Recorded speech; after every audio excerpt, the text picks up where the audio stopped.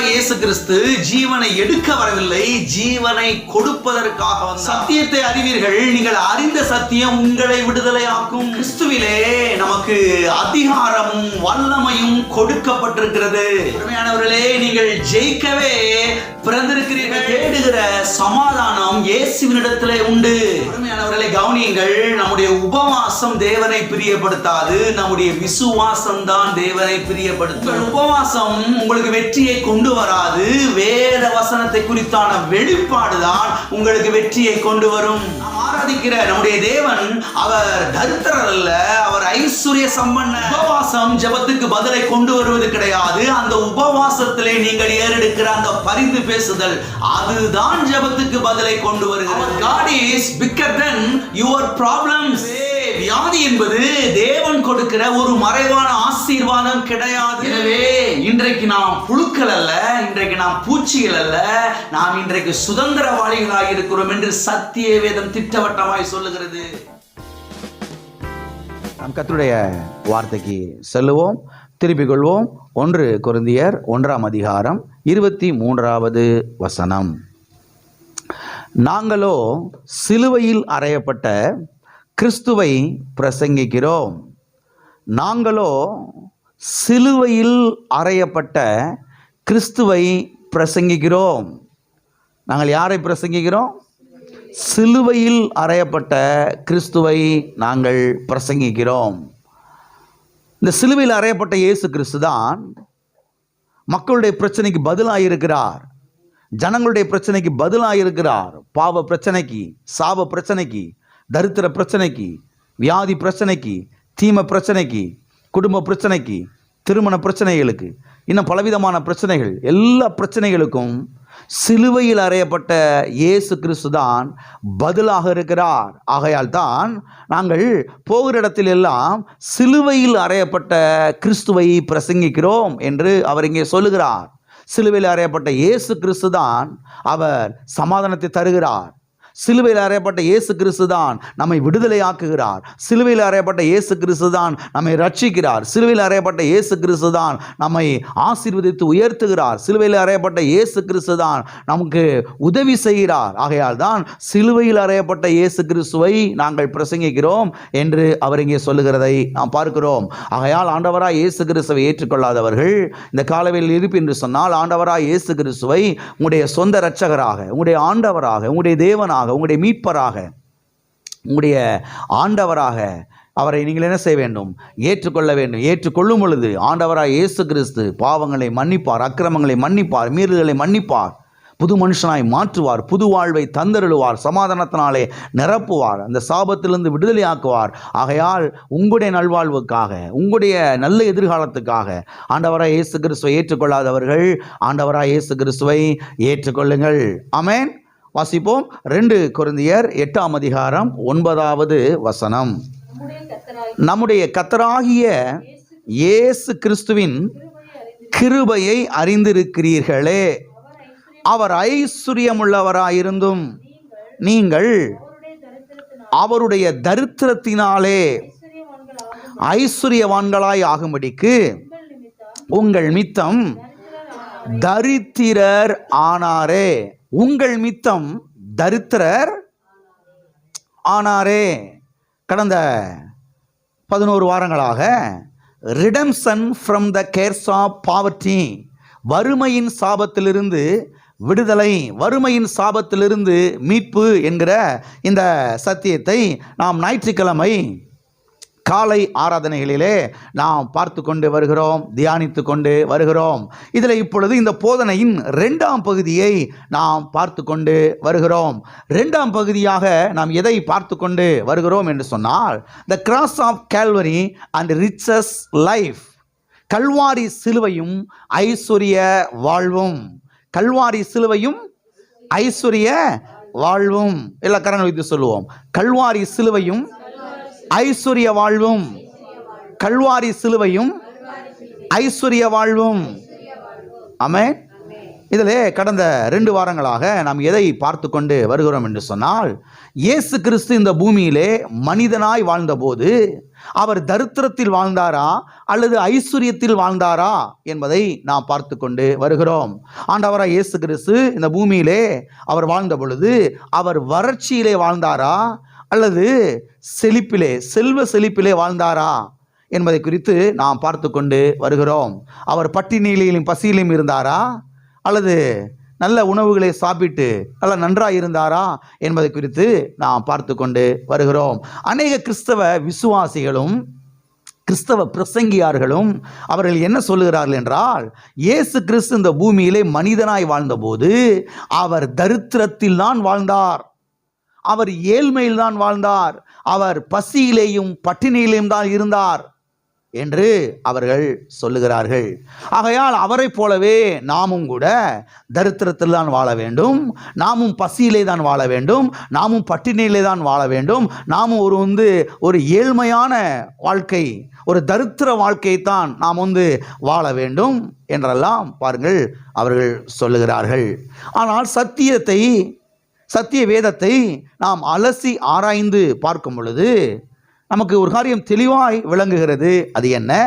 இயேசு கிறிஸ்து அவர் இந்த பூமியிலே மனிதனாய் வாழ்ந்த பொழுது தரித்திரத்திலே வாழவில்லை, பசியிலேயும் பட்டினியிலையும் வாழவில்லை, அவர் ஏழ்மையிலே வாழவில்லை, அவர் வறட்சியிலே வாழவில்லை, அவர் ஐஸ்வர்யத்தில் தான் வாழ்ந்தார், அவர் செல்வ செழிப்பிலே தான் வாழ்ந்தார், அவர் நன்றாய்த்தான் வாழ்ந்தார், அவர் செழிப்பாய்த்தான் இருந்தார் என்பதை சத்திய வேதத்திலே நம்மாலே ஆழமாய் பார்க்க முடிகிறது. இதிலே ஏற்கனவே 14 காரியங்களை நாம் பார்த்தோம். இன்றைக்கு 15வது காரியத்தை நாம் பார்க்க போகிறோம். 15வதாக நாம் இன்றைக்கு எதை பார்க்க போகிறோம் என்று சொன்னால், இயேசு கிறிஸ்து இந்த பூமியிலே மனிதனாய் வாழ்ந்த பொழுது அவர் எப்படிப்பட்ட ஒரு வீட்டிலே குடியிருந்தார், அவர் எப்படிப்பட்ட வீட்டிலே வாசம் பண்ணினார் என்பதை குறித்து இன்றைக்கு நாம் பார்க்க போகிறோம். அவருடைய வீடு எங்கே இருந்தது, அவர் எங்கே இருந்து ஊழியத்தை தொடங்கினார், அவருடைய வீடு எவ்வளவு பெரியதாக இருந்தது, அந்த வீடுகள் எவ்வளவு வசதிகள் நிறைந்த ஒரு வீடாக இருந்தது, அதில் எவ்வளவு கொள்ளளவு பிடிக்கும், எவ்வளவு பேர் அதில் தங்கலாம் என்பதை குறித்தெல்லாம் இன்றைக்கு நாம் பார்க்க போகிறோம். எத்தனை பேர் பார்க்கலாம் நினைக்கிறீங்க? ஏன் பாஸ்டர், ஆண்டவர் இந்த பூமியில் வாழும் பொழுது வீட்டில் தான் குடியிருந்தாரா? அப்படி ஒன்றும் எனக்கு தெரியலையே. வீட்டிலையா குடியிருந்தார்? பிறந்தார், வளர்ந்தார், அவங்க அம்மா வீட்டில் அங்கே இருந்தார், அது ரைட், ஏதோ ஒரு வீட்டில் இருந்திருக்கலாம். இயேசு கிறிஸ்து ஊழியத்துக்கு வந்ததுக்கு பிறகு அவர் ஒரு வீட்டில் இருந்தார், ஒரு வீட்டில் குடியிருந்தார்? எனக்கு அப்படி ஒன்றும் தெரியலையே. அப்படியே போனார் ஊழியத்துக்கு, அப்படியே ஒரு கிடச்ச இடத்துல படுத்து தூங்கிட்டார். அங்கே யாரோ ஒரு வீடு கொடுத்துருப்பாங்க, ஒரு திண்ணையை கொடுத்துருப்பாங்க, ஏதோ ஒரு ஆலமரம் கிடச்சிருக்கும், ஒரு அரச மரம் கிடச்சிருக்கும், ஏதோ ஒரு பிஞ்ச பாயில் படுத்து தூங்கி அப்படி எந்திரிச்சிட்டு அங்கிட்டு பக்கத்தில் கம்மாயில் குளிச்சுட்டு, இல்லை என்ன ஒரு மாதிரியா பார்க்குறீங்க, குளிச்சுட்டு அப்படியே அந்த 3.5 வருஷத்தையும் அப்படியே ஓட்டியிருப்பார். அப்படித்தானே எனக்கு என்னமோ பார்க்கும்போது தெரியுது. அவர் ஒரு வீடை வாங்கி ஒரு வீடை பிடிச்சி அதில் குடியிருந்து வாழ்ந்து அப்படி இல்லாமல் அவர் ஊழியத்தை செஞ்சுருப்பாருங்க நினைக்கிறீங்க அப்படின்னு சிலருக்கு என்ன செய்யுது, கேள்விக்கு மேலே கேள்வியெல்லாம் எழும்புகிறது. இதை குறித்து இன்றைக்கு நாம் பார்க்க போகிறோம். ஏன் இதை பார்க்க வேண்டியதாக இருக்குது அப்படின்னா, நாம் அப்போ தான் நல்ல ஒரு வீடை விசுவாசிப்பதற்கு வசதியாக இருக்கும், ஒரு சொந்த வீடை வாங்குறதுக்கு வசதியாக இருக்கும். ஆமாம், ஒரு நல்ல வீடை வாங்கணும், நல்ல வீடை கட்டணும், அதில் குடியிருக்கணும், அதன் மூலமாக கர்த்தருடைய நாமத்தை மகிமைப்படுத்தணும் அப்படின்ற நல்ல ஆசைகள் எல்லாம் நமக்குள்ளே எழும்போம். ஆமாம், சிலருக்கெல்லாம் எந்த ஆசையும் கிடையாது. நான் ஆண்டவருக்காக எல்லாத்தையும் விட்டுட்டேயா. எதெல்லாம் விட்டீங்க? செருப்பு போடுறதை விட்டுட்டேன், நல்ல சாப்பாடு சாப்பிட்றதை விட்டுட்டேன், நல்ல துணிமணி உடுத்துறதை விட்டுட்டேன். எல்லாம் இருக்கிறீங்களா? என்ன அப்படி ஒரு பெரிய லிஸ்ட்டே கொடுக்குறாங்க, வரிசையாக இப்படிலாம் விட்டேன்னு. சிகரெட்டை விட்டுட்டேன்னு சொல்கிறது சரி, பீடியை விட்டுட்டேன்றது சரி, மூக்குப்பொடி போடுறதை விட்டுட்டேன்றது சரி, மேட்னி ஷோ சினிமாவுக்கு போகிறத விட்டுட்டேன்றது சரி, குடிக்கிறத விட்டுட்டேன்னு சொல்கிறது சரி, கெட்ட வார்த்தைகள் பேசுகிறத விட்டுட்டேன்றது சரி. செருப்பு போடாமல் எதுக்கு விட்டீங்க? நல்ல ட்ரெஸ் போடாமல் எதுக்கு விட்டீங்க? இல்லைங்கய்யா, அதான தாழ்மையின் அடையாளம். அந்த கஞ்சியையும் அந்த பச்சை மிளகாயும் கடிச்சிக்கிட்டு சாப்பிட்றதான அது ஆண்டவருக்கு பிடிச்ச ஒரு இது. யார் சொன்னது? தப்பு தப்பாக போதிச்சு சபையில் அடித்து மண்டைக்குள்ளே இறக்கிட்டாங்க. சபையில் இருக்கிற அத்தனை பேரும் அந்த பழைய கஞ்சிக்கு மேலே வேற யோசிக்க முடியலை. பிரியாணி சாப்பிட்டு ஒருவேளை பரலோகத்துக்குள்ள கத்திரி விட மாட்டாரோ, பிடிச்சி வெளியே தள்ளி விட்டு போடுவாரோ அப்படின்ற ஒரு குற்ற உணர்வு மக்களை என்ன செய்து போட்டு புழிஞ்சு எடுத்துக்கிட்டு இருக்கிறது. அதனால் நல்ல சாப்பாடு யாராவது கொடுத்தா கூட இல்லைங்க, வேணாங்க, எனக்கு வேணாம், எங்கள் ஆண்டவர் அப்படிலாம் விருப்பப்படலைன்ற மாதிரி இவங்க சொல்லி அவங்க யோசிக்கிறாங்க, என்னடா ஆண்டவர் இவர் பிரியாணியை கூட திங்க விட மாட்டேங்கிறார் போல, பிரியாணியை கூட திங்க விட மாட்டேங்கிறார் போல, இவங்க ஆண்டவர் ரொம்ப கடுசான ஆளாக இருப்பாரோ, ஆத்தே நம்ம போயிடக்கூடாதுப்பா சொல்கிறாங்களா இல்லையா? சாதாரணமாக யோசிங்க, கொஞ்சம் காமனாக திங்க் பண்ணுங்க, யோசித்து பாருங்கள். எல்லாம் இருக்கிறீங்களா? அருமையானவராக தான் இதெல்லாம் கொஞ்சம் நம்ம பார்க்க வேண்டியது இருக்குது. இயேசு கிறிஸ்து ஊழியத்துக்கு வந்தபோது அவர் எப்படிப்பட்ட ஒரு வீட்டில் அவர் என்ன செய்தார்? குடியிருந்தார், தங்கியிருந்தார், வாசம் பண்ணினார் என்பது குறித்தெல்லாம் நாம் பார்க்க வேண்டியது அவசியமாக இருக்கிறது. அநேகர் என்ன சொல்லுகிறார்கள் என்று சொன்னால், இயேசு கிறிஸ்து ஊழியத்துக்கு வந்த பிறகு தங்குவதற்கு கூட வீடு இல்லாமல், தங்குவதற்கு கூட இடம் இல்லாமல் தான் அவர் வாழ்ந்தார் என்று சொல்லுகிறார்கள். ஆங்காங்கே கிடைக்கிற இடத்துல அவர் தங்கி ஊழியம் செய்தார் என்று அவர்கள் சொல்லுகிறார்கள். இது முற்றிலும் தவறு. இது சத்திய வேதத்துக்கு புறம்பான ஒரு கருத்தாகும். ஏனென்று சொன்னால், இயேசு கிறிஸ்து ஊழியத்துக்கு வந்த பிறகு ஒரு வீட்டை வாங்கி அதிலே தங்கியிருந்துதான் ஊழியத்தை செய்தார் என்று சத்திய வேதம் திட்டவட்டமாய் நமக்கு போதிக்கிறது. எத்தனைக்கு புரிகிறது? இயேசு கிறிஸ்து ஊழியத்துக்கு வந்த பிறகு ஒரு வீட்டை வாங்கி அந்த வீட்டில் தங்கி அங்கே இருந்துதான் ஊழியத்தை செய்தார் என்று சத்திய வேதம் நமக்கு திட்டமும் தெளிவுமாக போதிக்கிறது. வாசிப்போம். மத்தேயு எழுதின சுவிசேஷம் 4ஆம் அதிகாரம் 12வது வசனம் 13வது வசனம்.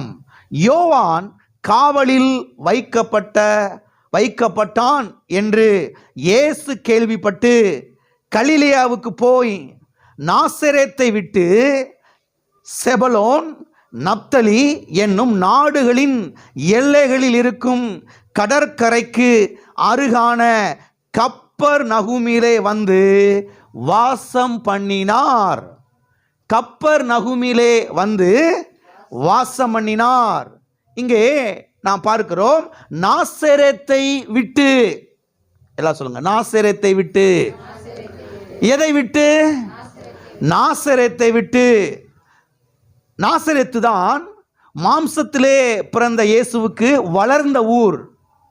பிறந்த ஊர் இல்லை, வளர்ந்த ஊர். சொந்த ஊர் எது? யூதேயாவில் உள்ள பெத்லகேம். அதுதான் அவருக்கு சொந்த ஊர். வளர்ந்த ஊர் எது?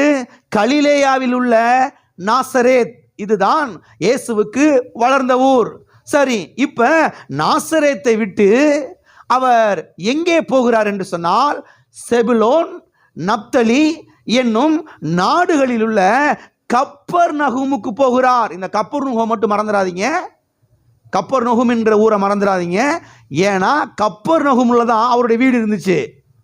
கப்பர்நகூம்ல போய் ஒரு வீடை வாங்கி அந்த வீட்டில் குடியிருந்து தான் அவர் ஊழியத்தை என்ன செய்கிறாரு? ஸ்டார்ட் பண்ணுறாரு, ஆரம்பிக்கிறாரு. அதனால இந்த மத்தேயு, மார்க்கு, லூக்கா, யோவான்ல எங்கெல்லாம் கப்பர்நகூம்னு வருதோ அது ரொம்ப முக்கியமான ஒரு இடம், முக்கியமான ஒரு ஊர். ஆகவே நாசரேத்தை விட்டு எங்கே போகிறார் என்று சொன்னால், செபுலோன், நப்தலி என்னும் நாடுகளில் உள்ள கப்பர்நகூமுக்கு என்ன செய்கிறார்? போகிறார். அங்கே போய் என்ன பண்ணுகிறார் என்றால், இங்கே நாம் வாசிக்கிறோம் 13ஆம் வசனத்திலே, கப்பர்நகூமில் வந்து வாசம் பண்ணினார். என்ன பண்ணாரு? எங்கே வந்து வாசம் பண்ணினார்? கப்பர்நகூமிலே, கடற்கரை அருகே உள்ள கப்பர்நகூமிலே அங்கே வந்து என்ன செய்தார்? வாசம் பண்ணினார். சரி, வாசம் பண்ணினார் என்றால் என்ன அர்த்தம்? குடியிருந்தார் என்று அர்த்தம். சரி, குடியிருந்தார் என்றால் என்ன அர்த்தம்? ஒன்று, ஒரு வீடை வாடகைக்கு வாங்கி குடியிருந்திருக்கணும். அப்படி இல்லைன்னா ஒரு வீடை ஒத்திக்கு வாங்கி குடியிருந்திருக்கணும். இல்லைன்னா ஒரு வீடை கிரயத்துக்கு வாங்கி என்ன செய்திருக்கணும்? குடியிருந்திருக்கணும். அப்படித்தானே இங்கே சொல்லப்பட்டிருக்கிறது. அவர் கப்பர்நகூமுக்கு வந்து அவர் அங்கே என்ன செய்தார்? வாசம் பண்ணினார். எல்லாம் சொல்லுங்க, வாசம் பண்ணினார். நீங்க என்ன செய்றீங்க? வாசம் பண்றீங்களா? எங்க வாசம் பண்றீங்க? ஏதோ ஒரு வீட்டில் என்ன செய்றீங்க? வாசம் பண்றீங்க, அப்படித்தானே? பிளாட்பாரத்தில் ஒன்றும் என்ன செய்யல, வாசம் பண்ணல. எங்க ஒரு வீட்டில் என்ன செய்றீங்க? ஏதோ ஒரு வாடகையோ அல்லது ஒத்தியோ ஒரு சொந்த வீடு, எப்படி என்ன செய்றீங்க? ஒரு வீட்டுக்குள்ள வாசம் பண்றீங்க. அப்ப வாசம் பண்ணுகிறீர்கள் என்றால் என்ன அர்த்தம்?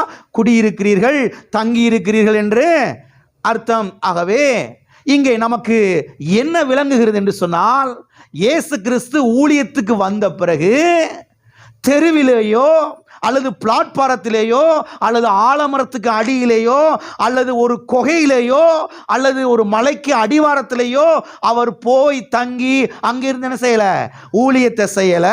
ஒரு வீட்டிலே தங்கிதான் அவர் ஊழியத்தை என்ன செய்தார். ஒரு வீட்டிலே தான் அவர் தங்கி வாசம் பண்ணி ஊழியத்தை செய்தார். ஒரு வீட்டிலே தங்கி குடியிருந்துதான் அவர் ஊழியத்தை செய்தார் என்பது இந்த வசனத்திலிருந்து நமக்கு திட்டமும் தெளிவுமாக என்ன செய்கிறது, விளங்குகிறது. ஆமென். அப்ப பெத்லகேம்ல பிறக்கிறாரு, நாசரேத்தில் வளர்றாரு. இப்ப ஊழியத்தை எங்க வந்து ஸ்டார்ட் பண்றாரு? கப்பர்நகூம்ல. மறந்துடக்கூடாது யாரும். பெத்லகேம்ல பிறக்கிறாரு, வளர்ந்தது எங்க? நாசரேத்து. இப்ப ஊழியத்தை செஞ்சுக்கிட்டு இருக்கிறது எங்க இருந்து? கப்பர்நகூம்ல இருந்து என்ன செய்யறாரு? ஊழியத்தை செஞ்சுக்கிட்டு இருக்கிறார். இந்த கப்பர்நகூம் எங்க இருக்குதுன்னா, இந்த செபலோ நப்தலி, அதாவது கடற்கரை ஓரம் வீடு இருக்குது. வீட்டு வாசலை திறந்தா எதை தான் பார்க்கணும்? கடல் ஓரம். பயணம் செய்யறதுக்கு ரொம்ப ஈஸியாக இருக்கும். அங்கே கப்பலை பிடிச்சி, போட்டை பிடிச்சி, படகை பிடிச்சி இங்கேருந்து பல இடங்களுக்கு போய் ஊழியத்தை செஞ்சுட்டு மறுபடியுமாய் அதே இடத்துக்கு வந்து சேருவதற்கு வசதியாக இருக்கும் என்பதற்காகத்தான் இயேசு கிறிஸ்து கப்பர்நகூமுக்கு வந்து அங்கே ஒரு வீடை பிடிச்சி அங்கே வாசம் பண்ணி ஊழியத்தை என்ன செய்கிறாரு, ஸ்டார்ட் பண்ணுறாரு. அப்படித்தானே? ஒரு பிஸ்னஸ் பண்ணுறவங்க என்ன பண்ணுவாங்க? எல்லா இடங்களுக்கும் பஸ்ஸு போகிறது மாதிரி, எல்லா ஊர்களுக்கும் பஸ்ஸு போகிறது மாதிரி ஒரு இடத்த, எல்லா மக்கள் வந்து சேர்ற ஒரு இடத்துல எல்லா மக்கள் வந்து தங்குற மாதிரி போக்குவரத்துக்கு வசதியாக இந்த மாதிரி ஒரு இடத்துல என்ன செய்வாங்க, பண்ணுவாங்க இல்லையா? பொதுவாகவே இயேசு கிறிஸ்து பாருங்க எவ்வளோ திட்டமிட்டு, எவ்வளோ பிளான் பண்ணி யோசித்து சிந்திச்சு கடவுளுடைய திட்டத்தின் பிரகாரம் அதை செய்கிறார் பாருங்க. எல்லாம் இருக்கிறீங்களா? கரெக்டாக இங்கே பண்ணுனா இங்கேருந்து எல்லா இடத்துக்கு போகலாம், மறுபடியும் வர்றதுக்கு ஈஸியாக இருக்கும், வசதியாக இருக்குன்னு சொல்லி கப்பர்நகூமுக்கு போய் அங்கே ஒரு வீடை வாங்கி வீடை பிடிச்சி அதில் குடியிருந்து அங்கிருந்து என்ன செய்கிறார், ஊழியத்தை செய்கிறார். ஓகே, கிளியர் ஆயிடுச்சா? வாசிப்போம். மத்தேயு 12ஆம் அதிகாரம் 46வது வசனம் 47வது வசனம். இப்படி அவர் ஜனங்களோடே பேசுகையில் அவருடைய தாயாரும் சகோதரரும் அவரிடத்தில் பேச வேண்டுமென்று வெளியே நின்றார்கள். அப்பொழுது ஒருவன் அவரை நோக்கி, உம்முடைய தாயாரும் உம்முடைய சகோதரரும் உம்மோடே பேச வேண்டுமென்று வெளியே நிற்கிறார்கள் என்றான். எல்லாம் இருக்கிறீங்களா? நல்லா கவனிங்க. மத்தேயுல தான் வாசித்து வர்றோம். இப்போ மத்தேயு 4 அதிகாரம் வாசித்தோம், இப்போ 12 அதிகாரத்துக்கு வந்திருக்கிறோம் இல்லையா? நல்லா கவனிங்க. இங்கே பார்க்கிறோம், இயேசு கிறிஸ்துவினுடைய தாயாரும் அவருடைய சகோதரரும் எங்கே நின்றார்களாம்? வெளியே நின்றார்களாம். வெளியே நின்றார்கள் என்ற என்ன அர்த்தம்? வீட்டுக்கு வெளியில் நிற்கிறாங்கன்னு அர்த்தம். எங்க நிற்கிறாங்க? வீட்டுக்கு வெளியில நிற்கிறாங்க. எந்த வீட்டுக்கு வெளியில நிற்கிறாங்க? இயேசு கிறிஸ்து எந்த வீட்டில் குடியிருக்கிறாரோ அந்த வீட்டுக்கு வெளியில் என்ன செய்யறாங்க? நிற்கிறாங்க. கவனிங்க, ஆண்டவர் இங்கே தாம் வசித்து வந்த வீட்டுக்குள்ளே இருந்து ஜனங்களுக்கு பிரசங்கித்துக் கொண்டிருக்கிறார், ஜனங்களுக்கு போதித்துக் கொண்டிருக்கிறார். வசனத்தை, கர்த்தருடைய வார்த்தை எடுத்து வீட்டுக்குள்ள உட்கார்ந்து பிரசங்கித்துக் கொண்டிருக்கிறார். அங்கே கூடியிருக்கிறாங்க ஜனங்கள், நிறைய வந்து கூடி வந்திருக்கிற ஜனங்களுக்கு பிரசங்கித்துக் கொண்டிருக்கிறார், கர்த்தருடைய வார்த்தையை போதித்துக் கொண்டிருக்கிறாரு. ஆகையால் வெளியில இருக்கவங்க யாரும் உள்ளே வர முடியல, உள்ள இருக்கவங்க யாரும் வெளியில போக முடியல, அவ்வளவு கூட்டம் வந்துருச்சு. இப்ப அங்கிருந்து எங்க இருந்து? நாசரேத்திலிருந்து இயேசு கிறிஸ்துவினுடைய தாயாகிய மரியாளும், அதுக்கு பிறகு யோசேப்புக்கு பிறந்த பிள்ளைங்க பசங்க எல்லாரும் இயேசு கிறிஸ்துவை பார்க்கறதுக்கு என்ன செஞ்சிருக்கிறாங்க? அங்கிருந்து புறப்பட்டு வந்திருக்கிறாங்க. வந்த வீட்டுக்குள்ள போக முடியல, வெளியில நிற்கிறாங்க. அங்கிருந்து தகவல் கொடுக்குறாங்க, போய் சொல்லுப்பா உள்ள இன்னாரு நாங்கள் வந்திருக்கிறோம் அப்படின்னு என்ன செய்யறாங்க? தகவல் கொடுக்குறாங்க. தகவல் கொடுக்கும் பொழுது இந்த தகவல் அவருக்கு போய் சேருது. அவருக்கு போய் சேர்ந்த உடனே அவர் அங்கே என்ன செய்யறார்? பதில் கொடுக்கிறார் இல்லையா? பதில் என்ன செய்யறாரு? கொடுக்கிறார். ஆகவே இங்கே நாம் காண்பது என்னவென்று சொன்னால், இயேசு கிறிஸ்து ஒரு பிளாட்பாரத்தில் என்ன செய்யல, படுத்து கிடந்து, கிழிஞ்ச பாயில படுத்து கிடந்து, கிழிஞ்ச போர்வையை படுத்து பொத்தி தூங்கி, அப்படிப்பட்ட ஒரு இடத்துல தங்கி ஊழியத்தை செய்யல, அவர் செய்யல. அவர் ஒரு நல்ல வீட்டில் தங்கி இருந்துதான் ஊழியத்தை செய்தார் என்பது சத்திய வேதத்திலிருந்து நமக்கு தெளிவாக என்ன செய்கிறது, விளங்குகிறது. எத்தனைக்கு புரிகிறது? வாசிப்போம். மத்தேயு 13ஆம் அதிகாரம் 1ஆம் வசனம். இயேசு அன்றைய தினமே வீட்டிலிருந்து புறப்பட்டு போய் கடலோரத்திலே உட்கார்ந்தார். எங்கே உட்கார்ந்தாரு? ஏன்னா இயேசு கிறிஸ்துவின் வீடு எங்க இருக்குது? கப்பர்நகூம்ல கடலோரத்தில் தான் இருக்குது. வீட்டு வாசலை விட்டு வெளியில வந்த எங்க தான் போனோம்? கடலோரத்துக்கு தான் போனோம். இங்கே எழுதப்பட்டிருக்கிறது, இங்கு இயேசு அன்றைய தினமே வீட்டிலிருந்து புறப்பட்டு போய், குகைக்குள்ளே இருந்து புறப்பட்டு போய், அப்படி போட்டிருக்குதா? பிளாட்பாரத்தில் இருந்து புறப்பட்டு போய், ஆலமரத்திலிருந்து எழுந்து போய், அப்படி போட்டிருக்குதா? இல்ல வீட்டுக்குள்ள இருந்து புறப்பட்டு போனாரு போட்டிருக்குதா? அப்ப இயேசு கிறிஸ்து எங்க குடியிருந்தாரு? நீங்க எங்க குடியிருக்கிறீங்க? நல்ல வீட்டை விசுவாசிங்க. நல்ல வீட்டை வாங்குவேன். நல்ல வீட்டில் நானும் என் பிள்ளைகளும் குடியிருப்போம். ஆமென். கர்த்தர் எங்களுக்கு நல்ல வீடை வச்சிருக்கிறாரு. நாங்க இயேசு நாமத்தில் இந்த வருஷத்துல அந்த வீட்டை சுதந்தரிப்போம். நானும் என் பிள்ளைகள் நல்லா இருப்பதான் கர்த்தருடைய சித்தம். அது மூலமா கர்த்தருடைய நாம மகிமைப்படணும். எல்லாம் இருக்கிறீங்களா? அன்றைய தினமே இயேசு கிறிஸ்து வீட்டிலிருந்து புறப்பட்டு போய் கடற்கரை ஓரத்தில் என்ன செய்தார்? உட்கார்ந்தார் என்று எழுதப்பட்டிருக்கிறது. ஆமென். வாசிங்க 13:2. திரளான ஜனங்கள் அவரிடத்தில் கூடி வந்தபடியால் அவர் படவில் ஏறி உட்கார்ந்தார். ஜனங்கள் எல்லாரும் கரையிலே நின்றார்கள். இயேசு கிறிஸ்து அங்க போன உடனே இயேசு கிறிஸ்து வந்துட்டார் சொல்லி மக்கள் எல்லாம் கூடி வந்துட்டாங்க. சரி, நம்ம ஒரு படகுல ஏறி நின்று பிரசங்கம் பண்ணா கொஞ்சம் வசதியா இருக்குன்னு சொல்லிட்டு ஒரு படகுல ஏறி நின்று என்ன செய்யறாரு? பிரசங்கம் பண்றாரு. படகு தண்ணிக்குள்ள நீக்குது. மக்கள்லாம் கரையோரத்தில் என்ன செய்யறாங்க? நீக்கிறாங்க. நின்று அவர்களுக்கு போதிக்கிறார். எதை போதிக்கிறாரு? இங்க குறிப்பாக மத்தேயு 13ஆம் அதிகாரத்திலிருந்து எதை ஸ்டார்ட் பண்றாருன்னா, உவமைகளை ஸ்டார்ட் பண்றாரு. அதுக்கு முன்னாடியே வெளியரங்கமா தான் பிரசங்கம் பண்றாரு, வெளிப்படையாக பிரசங்கம் பண்றாரு. இவங்களுக்கு வந்து விளங்க மாட்டேங்குது. அதனால கர்த்தர் என்ன பண்றாரு? உவமைகளாக அவர்களுக்கு சில காரியங்களை அவர் போதிக்க ஆரம்பித்தார் என்று இந்த வேத பகுதிகளில் இந்த 13ஆம் அதிகாரத்திலே நாம் பார்க்கிறோம். சரி, ஜனங்களோட உவமைகளோட பேசிவிட்டு பிறகு இப்ப எங்க போறாரு? இப்ப வீட்டுக்குள்ள இருந்து வெளியில வந்தாரு, கடற்கரைக்கு போனாரு, அங்க உவமைகளாக ஜனங்களுக்கு பிரசங்கித்தாரு. இப்ப பிரசங்கிட்டு எங்க போறாரு? வாசிங்க 13ஆம் அதிகாரம் 34வது வசனம், 35வது வசனம், 36வது வசனம். இவைகளை எல்லாம் இயேசு ஜனங்களோட ஊமைகளாக பேசினார். ஊமைகளாலே அன்றி அவர்களோட பேசவில்லை. என் வாயை ஊமைகளால் திறப்பேன், உலக தோற்றம் முதல் மறைபொருளானவைகளை வெளிப்படுத்துவேன் என்று தீர்க்கதரிசியால் உரைக்கப்பட்டது நிறைவேறும்படி இப்படி நடந்தது. அப்பொழுது இயேசு ஜனங்களை அனுப்பிவிட்டு வீட்டுக்கு போனார். அவருடைய சீஷர்கள் அவரிடத்தில் வந்து நிலத்தின் களைகளை பற்றிய ஓமையை எங்களுக்கு வெளிப்படுத்த வேண்டும் என்று கேட்டார்கள். 36ஆம் வசனத்தில் நாம் பார்க்கிறோம், வீட்டுக்கு போனார். எங்க போனாரு? எந்த வீட்டுக்கு போனாரு? அவருடைய வீட்டுக்குங்க. யாருடைய வீட்டுக்கு அல்ல. யார் வீட்டில் போய் பழைய கஞ்சி இது கொடுப்பாங்க, பழைய சப்பாத்தி கிடைக்கும், பழைய குருமா கிடைக்கும், வாங்கி சாப்பிட்டுட்டு நீ அடுத்து எந்த வீட்டுக்கு போகலான்னு பார்க்கலாம். அவருடைய வீடு வச்சிருந்தாரு, அந்த வீட்டில் போய் தங்கி இருக்கிறாரு. அதனால தான் இதை வந்து உங்களுக்கு ஆதாரபூர்வமாக எடுத்து காமிச்சிட்டு வர்றேன், அப்படியே வரிசையாக வர்றேன், அப்போ தான் உங்களுக்கு விளங்கும். ஊமைகளால் பேசுகிறாரு. ஊமைகளெல்லாம் பேசி முடிச்சுட்டு இப்போ மறுபடியும் எங்கே போகிறாரு? வீட்டுக்கு போகிறார். பிளாட்பாரத்துக்கு போகல, ஆலமரத்துக்கு அடியில் போய் தூங்குறதுக்கு போகல.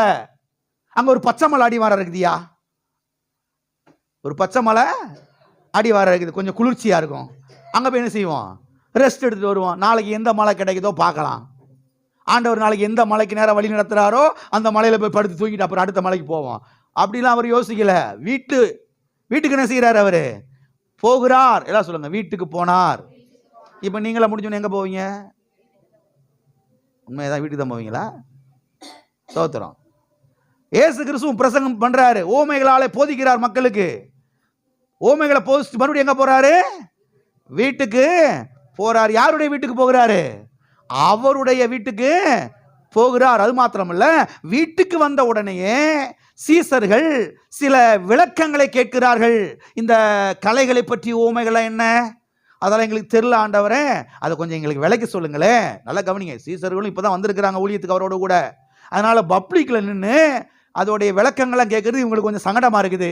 சரி, வீட்டுக்கு அப்படின்னாலும் போவோம்ல, வீட்டில் போய் உட்காந்து எல்லாரும் சாப்பிடும்போது என்ன செய்வோம், இதை பற்றி கேட்போம் அப்படின்னு சீசர்லாம் பேசிக்கிட்டாங்க போல. 12 சீசர்களும். நம்ம வீட்டில் அப்படி தானே, ஏதோ ஒரு காரியத்தை சொல்கிறோம், வீட்டில் உட்காந்து எல்லாரும் சாப்பிடும்போது என்ன செய்வோம், அந்த அப்போ சொன்னீங்களே என்னமோ ஒன்று, அதை கொஞ்சம் சொல்லுங்களேன் அப்படின்னு பிள்ளைகளாம் கேட்பாங்க இல்லையா? கேட்பாங்களா? கேட்க மாட்டாங்களா? புருஷன் கேட்பார்ல, மனைவி கேட்பாங்கல்ல. இப்படி சீசர்கள்லாம் யோசித்து வச்சிருக்கிறாங்க. எப்பா நம்ம இன்னைக்கு வீட்டுக்கு போவோம், எப்படியும் வீட்டுக்கு போய் 13 பேர் உட்காந்து சாப்பிடுவோம். எத்தனை பேர்? 13 தட்டிலையும் சாப்பாடு போடணும் ஒரு ஆள். யாரு இவரா? ஏழை. 13 பேருக்கு டெய்லி 3 நேரம் சாப்பாடு போடுறவராங்க ஏழை. அவரை பசியிலையும் பட்டினிலையும் வாழ்ந்தாரு. எல்லாம் இருக்கிறீங்களா? 2 பிள்ளைக்கு சோறு போடுறதுக்கே கண்டு செஞ்சிருது. இவரை போய் ஏழைன்னு சொன்னா எப்படி ஒத்துக்கிறது? அப்ப வீட்டுக்கு போய் எல்லாரும் உட்காந்து காபி சாப்பிடும்போது, டீ சாப்பிடும்போது, உணவு சாப்பிடும்போது இதை குறித்து கொஞ்சம் கேட்போம். பப்ளிக்கில் கேட்கறது கொஞ்சம் சங்கடமா இருக்குது அப்படின்னு வீட்டுக்கு போயிட்டு கேட்குறாங்க. ஆண்டவர், இந்த கலைகளை பற்றி ஓமையை சொன்னீரே, அது கொஞ்சம் எங்களுக்கு புரியல, எங்களுக்கு விளக்கி சொல்லுங்க. உடனே இயேசு என்ன செய்யறாருங்க? வீட்டுக்குள்ளே உட்காந்து விளக்கி சொல்லுகிறார். எத்தனை கிளியர் ஆயிடுச்சு? அப்ப இயேசு கிறிஸ்து கப்பர்நகூமிலே வந்து ஒரு வீட்டை வாங்கி அந்த வீட்டில் தங்கி இருந்துதான் அவர் ஊழியத்தை என்ன செய்தார் என்பது தெளிவாய் விளங்குகிறது. அவர் இதோ ஒரு பிளாட்பாரத்திலேயோ, ஒரு குகையிலேயோ, ஒரு பொந்துக்குள்ளேயோ, ஒரு சந்துக்குள்ளேயோ படுத்து கிடந்து, ஒரு கிழிஞ்ச பொருவியை பொத்தி, ஒரு கிழிஞ்ச பாயில படுத்து கிடந்து, பசியிலையும் பட்டிலையும் கிடந்து என்ன செய்யல? அவர் ஊழியத்தை செய்யவில்லை. எத்தனைக்கு புரிகிறது? இப்ப மத்தேயு 13ஆம் அதிகாரம் 53ஆம் வசனத்தை வாசிப்போம். இயேசு இந்த ஓமைகளை சொல்லி முடித்த பின்பு அவ்விடம் விட்டு, இயேசு இந்த ஓமைகளை சொல்லி முடித்த பின்பு அவ்விடம் விட்டு, எவ்விடம் விட்டு? வீட்டை விட்டு. ஏன்னா கப்பர்நகூமில் வீடு இருக்குது.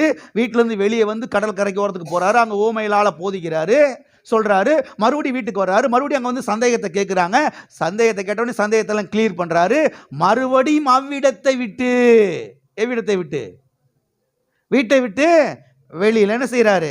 ஊழியத்துக்கு மறுபடியுமாக அவர் அங்கே கிளம்புகிறார் என்று இங்கே நான் பார்க்கிறோம். 13:36 வாசிச்சோம். அவர் வீட்டுக்கு போனார் என்று. வீட்டில் உட்காந்து சில காரியங்களை அவர் சீசர்களுக்கு விளக்கம் கொடுக்கிறாரு. விளக்கம் கொடுத்து விட்டு, போதித்து விட்டு, பிறகு வீட்டை விட்டு வெளியில் என்ன செய்கிறாரு? போகிறார். எங்கே போகிறார்? 54ஆம் வசனம் சொல்லுகிறது, தாம் வளர்ந்த ஊராகிய நாசரேத்துக்கு போனார் என்று. எங்க போனாரு? பிறந்த ஊர் எது? பெத்லகேம். வளர்ந்த ஊர் எது? நாசரேத்து. இப்ப இருந்து ஊழியம் செஞ்சுக்கிட்டு இருக்கிற ஊர் எது? கப்பர்நகூம். இப்ப கப்பர்நகூம்ல இருக்கிற வீட்டை விட்டு வெளியில போய் எங்க போறாரு? அடுத்த வசனம் சொல்லுகிறது, 54ஆம் வசனம், தாம் வளர்ந்த ஊராகிய நாசரேத்துக்கு அவர் என்ன செய்தார்? போனார் என்று. எனவே இயேசு கிறிஸ்து வீட்டிலே தங்கிதான் அவர் ஊழியம் செய்தார் என்பது நமக்கு தெளிவாய் விளங்குகிறது. இன்னமும் சொல்ல போனா கப்பர்நகூம்ல இருந்து அடிக்கடி ஊருக்கு போயிருப்பார் போல. எங்க? நாசரேத்துக்கு. ஏன்னா நாசரேத்துல அவங்க அம்மா இருக்கிறாங்க. எல்லாரும் இருக்கிறீங்களா? வளர்ப்பு தந்தை யோசேப்பு அங்க இருக்கிறாரு. மரியாளும் யோசேப்பும் பெற்றெடுத்த பிள்ளைங்க அங்க இருக்கிறாங்க. அதனால அடிக்கடி போய் பார்த்துருப்பாரு போல. எல்லாம் இருக்கிறீங்களா? சில ஆள் பாருங்க, கல்யாணம் முடிச்சதுக்கு பிறகு வேலை வாய்ப்புலாம் கிடைச்சி வேலைக்கெல்லாம் போய் செட்டில் ஆன பிறகு அம்மா அப்பா பார்க்கறதே கிடையாது. அம்மா அப்பாவே மறந்துடுறது. என்ன அமைதியாக இருக்கிறீங்க? அவங்க சாப்பிட்டாங்களா? அவங்க நல்லா உடுத்துனாங்களா? அவங்களுக்கு எதாவது வசதிகள் இருக்குதா? வாய்ப்பு இருக்குதா? ஏதாவது அவங்களுக்கு பண்ணமா? என்ன பண்ண எல்லாம் யோசிக்கிறதே.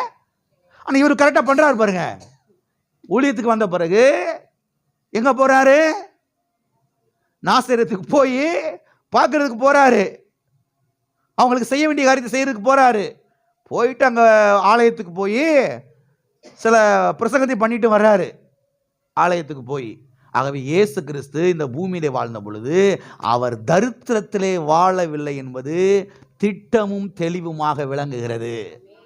ஆமென். ஆக நீங்க யாரும் தரித்திரத்தில் வாழ வேணாம். நான் இயேசுவுக்காக தரித்திரத்தில் வாழ்றேயா? இயேசுக்காக தரித்திரத்தில் வாழ்றீங்களா? எங்க இயேசுவை தரித்திரத்தில் வாழலைங்க.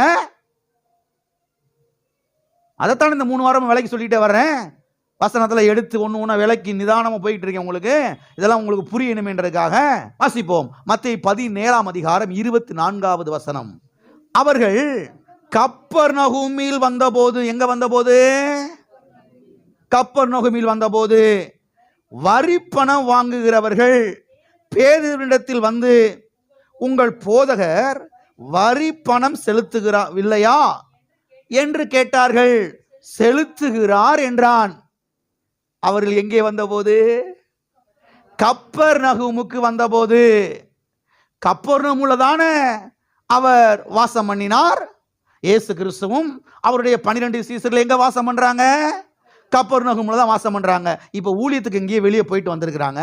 போயிட்டு இப்போ வீட்டுக்கு வந்திருக்கிறாங்க, ஓய்வு எடுக்க, ரெஸ்ட் எடுக்க வந்திருக்கிறாங்க, சாப்பிட்றதுக்கு வந்திருக்கிறாங்க. இங்க கப்பர்நகூமுக்கு வந்த உடனேயே இந்த பேதுரு எந்திரிச்சு கொஞ்சம் வெளியில போயிட்டு வருவோம்னு சொல்லி வெளியில போறாரு. அப்போதான் இந்த சம்பவம் நடக்குது. எல்லாம் இருக்கிறீங்களா? இயேசு கிறிஸ்துவும் அவருடைய சீஷர்களும் கப்பர்நகூமுக்கு வந்து விட்டார்கள் என்பதை வரி பணம் வசூலிக்கிறவர்கள் அறிந்து கொள்கிறார்கள். யாரு யாரு? நம்ம ஊர்ல சொல்லுவாங்கல்ல, எங்க நகராட்சிக்கு கட்ட வேண்டிய வரி பணம் செலுத்த வேண்டியது இருக்குது, வீடு வந்தப்பெல்லாம் பூட்டி கிடக்குது, பக்கத்து வீட்டில் இருக்கவங்க நீங்களாம் கொஞ்சம் என்ன செய்யுங்க, வந்தா சொல்லுங்க. கட்டளைனா என்ன பண்ணிடுவாங்க? தண்ணி வராது, கரண்டு சொல்றாங்களா சொல்லலையா? அந்த மாதிரி இயேசு கிறிஸ்துவும் சீசர்கள் கப்பர்நகூமுக்கு வந்த உடனேயே யாருக்கு நியூஸ் போயிருச்சு? வரி பணம் வாங்குகிறவர்களுக்கு நியூஸ் போயிருச்சு. பேதுரு எந்திரிச்சு வெளியில போறாரு. வெளியில போனா அங்க ஒரு ஆள் பிடிச்சிட்டாரு. ஏப்பா, உங்க போதகர் வரியெல்லாம் கரெக்டா செலுத்துறாரா? அதெல்லாம் கரெக்டா செலுத்துறாருப்பா. எங்க ஆண்டவர் உண்மையானவர், நேர்மையானவர், யோக்கியமானவர், நாணயமானவர், கரெக்டா டாக்ஸ் எல்லாம் கட்டிடுவாரு. இன்னைக்கு சில கிறிஸ்தவங்க தான் அப்படிலாம் கட்டுறது கிடையாது. ஏமாத்து பேர் வழியா இருக்கிறது. லட்சக்கணக்கில் கோடிக்கணக்கில் சம்பாதிச்சுட்டு வரி பணம் கட்டுறதே பெண்ணாவா அப்படின்றது. கரெக்டாக கட்டணும். ஆண்டவருடைய பிள்ளைங்க கவர்மெண்ட்டுக்கு செலுத்த வேண்டிய பணத்தை என்ன செய்யணும்? கரெக்டாக செலுத்தணும். உண்மை உள்ளவர்களா, யோக்கியம் உள்ளவர்களா, நாணயம் உள்ளவர்களா என்ன செய்யணும்? இருக்க வேண்டும். எனவே பேதுரு என்கிற சீசன் அவனை நிறுத்தி வரி பணத்தை கேட்கிறார்கள். உங்கள் போதகர் வரி பணம் செலுத்தவில்லையா, செலுத்துகிறாரா என்று. ஆமாப்பா, அவர் கரெக்டாக செலுத்துறார் வரி பணமெல்லாம் அப்படின்னு அவன் பதில் சொல்லுகிறான். இப்ப நான் உங்ககிட்ட கேட்கிறேன், அதுக்கு நீங்க பதில் சொல்லுங்க. ஏன் கப்பர்நகூமுக்கு வந்த போது இந்த காரியத்தை, இந்த கேள்வியை இந்த வரி பணம் செலுத்துவர்கள் கேட்கிறார்கள்? உங்கள் போதகர் வரி பணம் செலுத்தவில்லையான்னு ஏன் கப்பர்நகூமுக்கு வந்த போது கேட்கிறாங்க? ஏன் வேற ஊர்ல வச்சு கேட்கல? ஏன் வேற ஊர்ல வச்சு கேட்கலனா, வேற ஊர்ல அவருடைய வீடு கிடையாது. அவருடைய வீடு எங்கதான் இருக்குது? கப்பர்நகூமுல தான் இருக்குது. ஏங்க, நீங்க இருக்கிறது தேனி, மெட்ராஸ்ல ஒரு ஆள் பிடிச்சி, ஏப்பா மெட்ராஸ்ல ஏன் வரி செலுத்துறேன் கேட்டா எப்படி இருக்கும்? ஏப்பா, நான் இருக்கிறது தேனி தானே சொல்லுவீங்களா, சொல்ல மாட்டீங்களா? மெட்ராஸ்ல ஒரு ஆள் கூப்பிட்டு, ஏப்பா இந்த வீட்டுக்கு வரி கட்டணம் கட்டலைன்னா, அவனை கொஞ்சமாக அது ஏதாவது இருக்குதாயா? நான் இருக்கிறது எங்கே இருக்கிறேன்? நான் தேனியில் இருக்கிறேன். நீ மெட்ராஸில் வந்து இந்த வீட்டுக்கு வரி கட்டலையா கேட்டால் என்ன அர்த்தம்? கேட்பீங்களா, கேட்க மாட்டீங்களா? பாருங்க, இயேசு கிறிஸ்து கப்பர்நகூமுக்கு கரெக்டாக வர்றாரு. வந்த உடனேயே என்ன பண்ணுறாங்க? வரி பணம் செலுத்தவில்லையான்னு கேட்குறாங்க. அப்போ இயேசு கிறிஸ்துவனுடைய வீடு கப்பர்நகூமுல தான் இருந்தது, அந்த கடற்கரை அருகில தான் இருந்தது. அவர் வீட்டுக்கு வரியும் செலுத்தினாரு. வீட்டுக்கு வரியும் செலுத்தினாரு. சரி, விஷயத்துக்கு வருவோம். யார் வரி செலுத்துவா? பிளாட்பாரத்தில் படுத்து கிடக்கிறவங்க வரி செலுத்துவாங்களா, இல்ல வீடு வச்சிருக்கவங்க வரி செலுத்துவாங்களா? நீங்களா வரி செலுத்துறீங்களா? ஏன் நீங்க வரி செலுத்துறீங்கன்னா, நீ எதில் குடியிருக்கிறீங்க? வீட்டில் குடியிருக்கிறீங்க. அப்போ சொந்த வீட்டில் குடியிருக்கிறவங்க, சொந்த வீடு வச்சிருக்கவங்க தான் என்ன செய்வாங்க? வரி செலுத்துவாங்க. அல்லது ஒத்திக்கி இருக்கிறவங்க என்ன செய்வாங்க? அவங்களால வீட்டுக்காரவங்களால கட்ட முடியாதுன்றதுக்காக இவங்க என்ன செய்வாங்க, கட்டுவார்கள். அப்ப இயேசு கிறிஸ்து வீட்டில் இருந்துதான் அவர் ஊழியத்தை செய்தார் என்பது திட்டவட்டமாய் நமக்கு சத்திய வேதத்தில் என்ன செய்கிறது, புரிகிறது. அந்த வீட்டுக்கும் அவர் வரி செலுத்தினார் என்பது நமக்கு தெளிவாய் விளங்குகிறது. ஆமென்.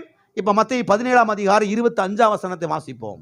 அவன் வீட்டுக்குள் வந்தபோது, எங்க வந்தபோது, பேதுரு வீட்டை விட்டு வெளியில போன போதும் அவர் அங்க என்ன செய்யறாங்க, வரி பணம் செலுத்துறவங்க கேள்வியெல்லாம் கேட்கிறாங்க, அதெல்லாம் பதில் சொல்லிட்டு வர்றாரு. இப்ப வீட்டுக்குள்ள வந்த உடனேயே அவன் பேசுகிறதுக்கு முன்னமே இயேசு அவனை நோக்கி, சீமோனே உனக்கு எப்படி தோன்றுகிறது, பூமியின் ராஜாக்கள் தீர்வையும் வரியையும் தங்கள் பிள்ளைகளிடத்திலோ அந்நியரிடத்திலோ யாரிடத்தில் வாங்குகிறார்கள் என்று கேட்டார். வீட்டுக்குள் வந்தபோது, எங்க வந்தபோது, வீட்டுக்குள் வந்தபோது. பேதுரு வெளியே போயிருக்கிறாரு, வரிப்பணம் வாங்குகிறவள் கேள்வி கேட்கிறார்கள், பதில் சொல்லுகிறார். இப்ப வீட்டுக்குள்ள வர்றாரு. வீட்டுக்குள் வந்த உடனேயே இயேசு கிறிஸ்து எங்க தான் இருந்தாரு, வீட்டுக்குள்ள தான் இருந்தாரு. எங்க இருந்தாரு, வீட்டுக்குள்ள வந்த உடனே இயேசு கிறிஸ்து வீட்டுக்குள்ள இருந்தாரா, வேற எங்க இருந்தாரு, வீட்டுக்குள்ள தான் இருந்தார். ஆகவே இயேசு கிறிஸ்து நல்ல ஒரு வீட்டில் குடியிருந்து தம்முடைய சீஷர்களோடு கூட வாழ்ந்து அவர் ஊழியத்தை செய்து கொண்டு வந்தார் என்பது நமக்கு திட்டமும் தெளிவுமாய் என்ன செய்கிறது, விளங்குகிறது. வாசிப்போம் மத்தேயு 18:1. இப்ப அப்படி வரிசையா போவோம், அப்படி கொஞ்சம் அப்படி டிராவல் பண்ணுவோம். அவ்வேளையிலே சீஷர்கள் இயேசுவினிடத்தில் வந்து, பரலோக ராஜ்யத்தில் எவன் பெரியவனாய் இருப்பான் என்று கேட்டார்கள். அவ்வேளையிலே, எவ்வேளையிலே, இயேசு கிறிஸ்து வீட்டுக்குள்ள இருந்த வேளையிலே, இயேசு கிறிஸ்து வீட்டுக்குள்ள இருந்த வேளையிலே இங்கே பார்க்கிறோம், எவன் பெரியவனாய் இருப்பான் என்று கேட்டார்கள். இந்த சீசர்களுக்குள்ள ஒரு பெரிய மோதல். தேவனுடைய ராஜ்யத்தில் யார் பெரிய ஆளு, நீ பெரிய ஆளா, நாம் பெரிய ஆளா? இன்னைக்கு பார்த்தீங்கன்னா சபைக்குள்ள பிரச்சனை தான். நான் தான் இந்த சர்ச்சுக்கு முத வந்தாலும் நான் தான் பெரிய ஆளு, நீ எனக்கு பிறகு 7 வருஷம் கழிச்சு வந்த, எனக்கு பிறகு நீ யாரு, நான் பிரேஸா கொடுக்க போகிறாங்க. சர்ச்சுக்குள்ள நான் தான் பெரிய ஆளு, நான் தான் சின்ன ஆளு, நான் தான் தசம காணிக்கு நிறையா கொடுக்குறேன், நீ 2 ரூபா 3 ரூபா தான் போடுற, நீ சின்ன ஆளு. பார்த்தீங்களா என்னத்த சொல்றது? இங்க பாருங்க, பரலோக ராஜ்யத்தில் எவன் பெரியவனாக இருப்பான் என்று செய்யறாங்க, கேள்வியை கேட்குறாங்க. இதுக்கு அவர் விளக்கம் கொடுக்கிறாரு. என்ன செய்யறாரு, எங்க வச்சு விளக்கம் கொடுக்கிறாரு, வீட்டுக்குள்ள வச்சு விளக்கம் கொடுக்கிறார். எனவே இயேசு கிறிஸ்து நல்ல ஒரு வீட்டிலே தான் அவர் இருந்தார். அங்கே இருந்து கொண்டுதான் தம்முடைய ஊழியத்தை அவர் செய்தார் என்பது தெளிவாய் விளங்குகிறது.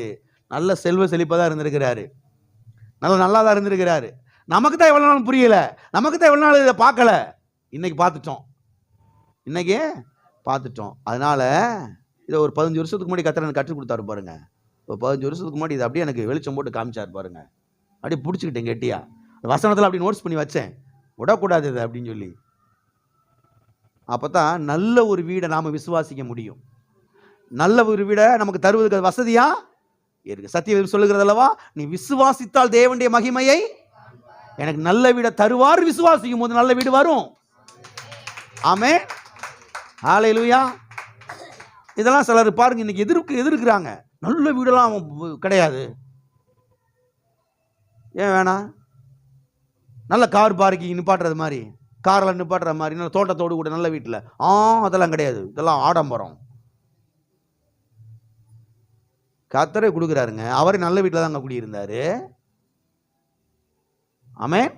ஆகவே இயேசு கிறிஸ்து நல்ல அருமையான ஒரு வீட்டில் குடியிருந்துதான் அவர் ஊழியத்தை செய்தார் என்பது தெளிவாய் விளங்குகிறது. இப்போ ஒரு சம்பவத்தை வாசிக்கிறேன் பாருங்க. மார்க் எழுதின சுவிசேஷம். இப்போ மத்தேயு முடிச்சிட்டோம் இல்லையா, இப்போ மார்க்குக்கு போவோம் வாங்க. மார்க்கு 1ஆம் அதிகாரம் 45வது வசனம்.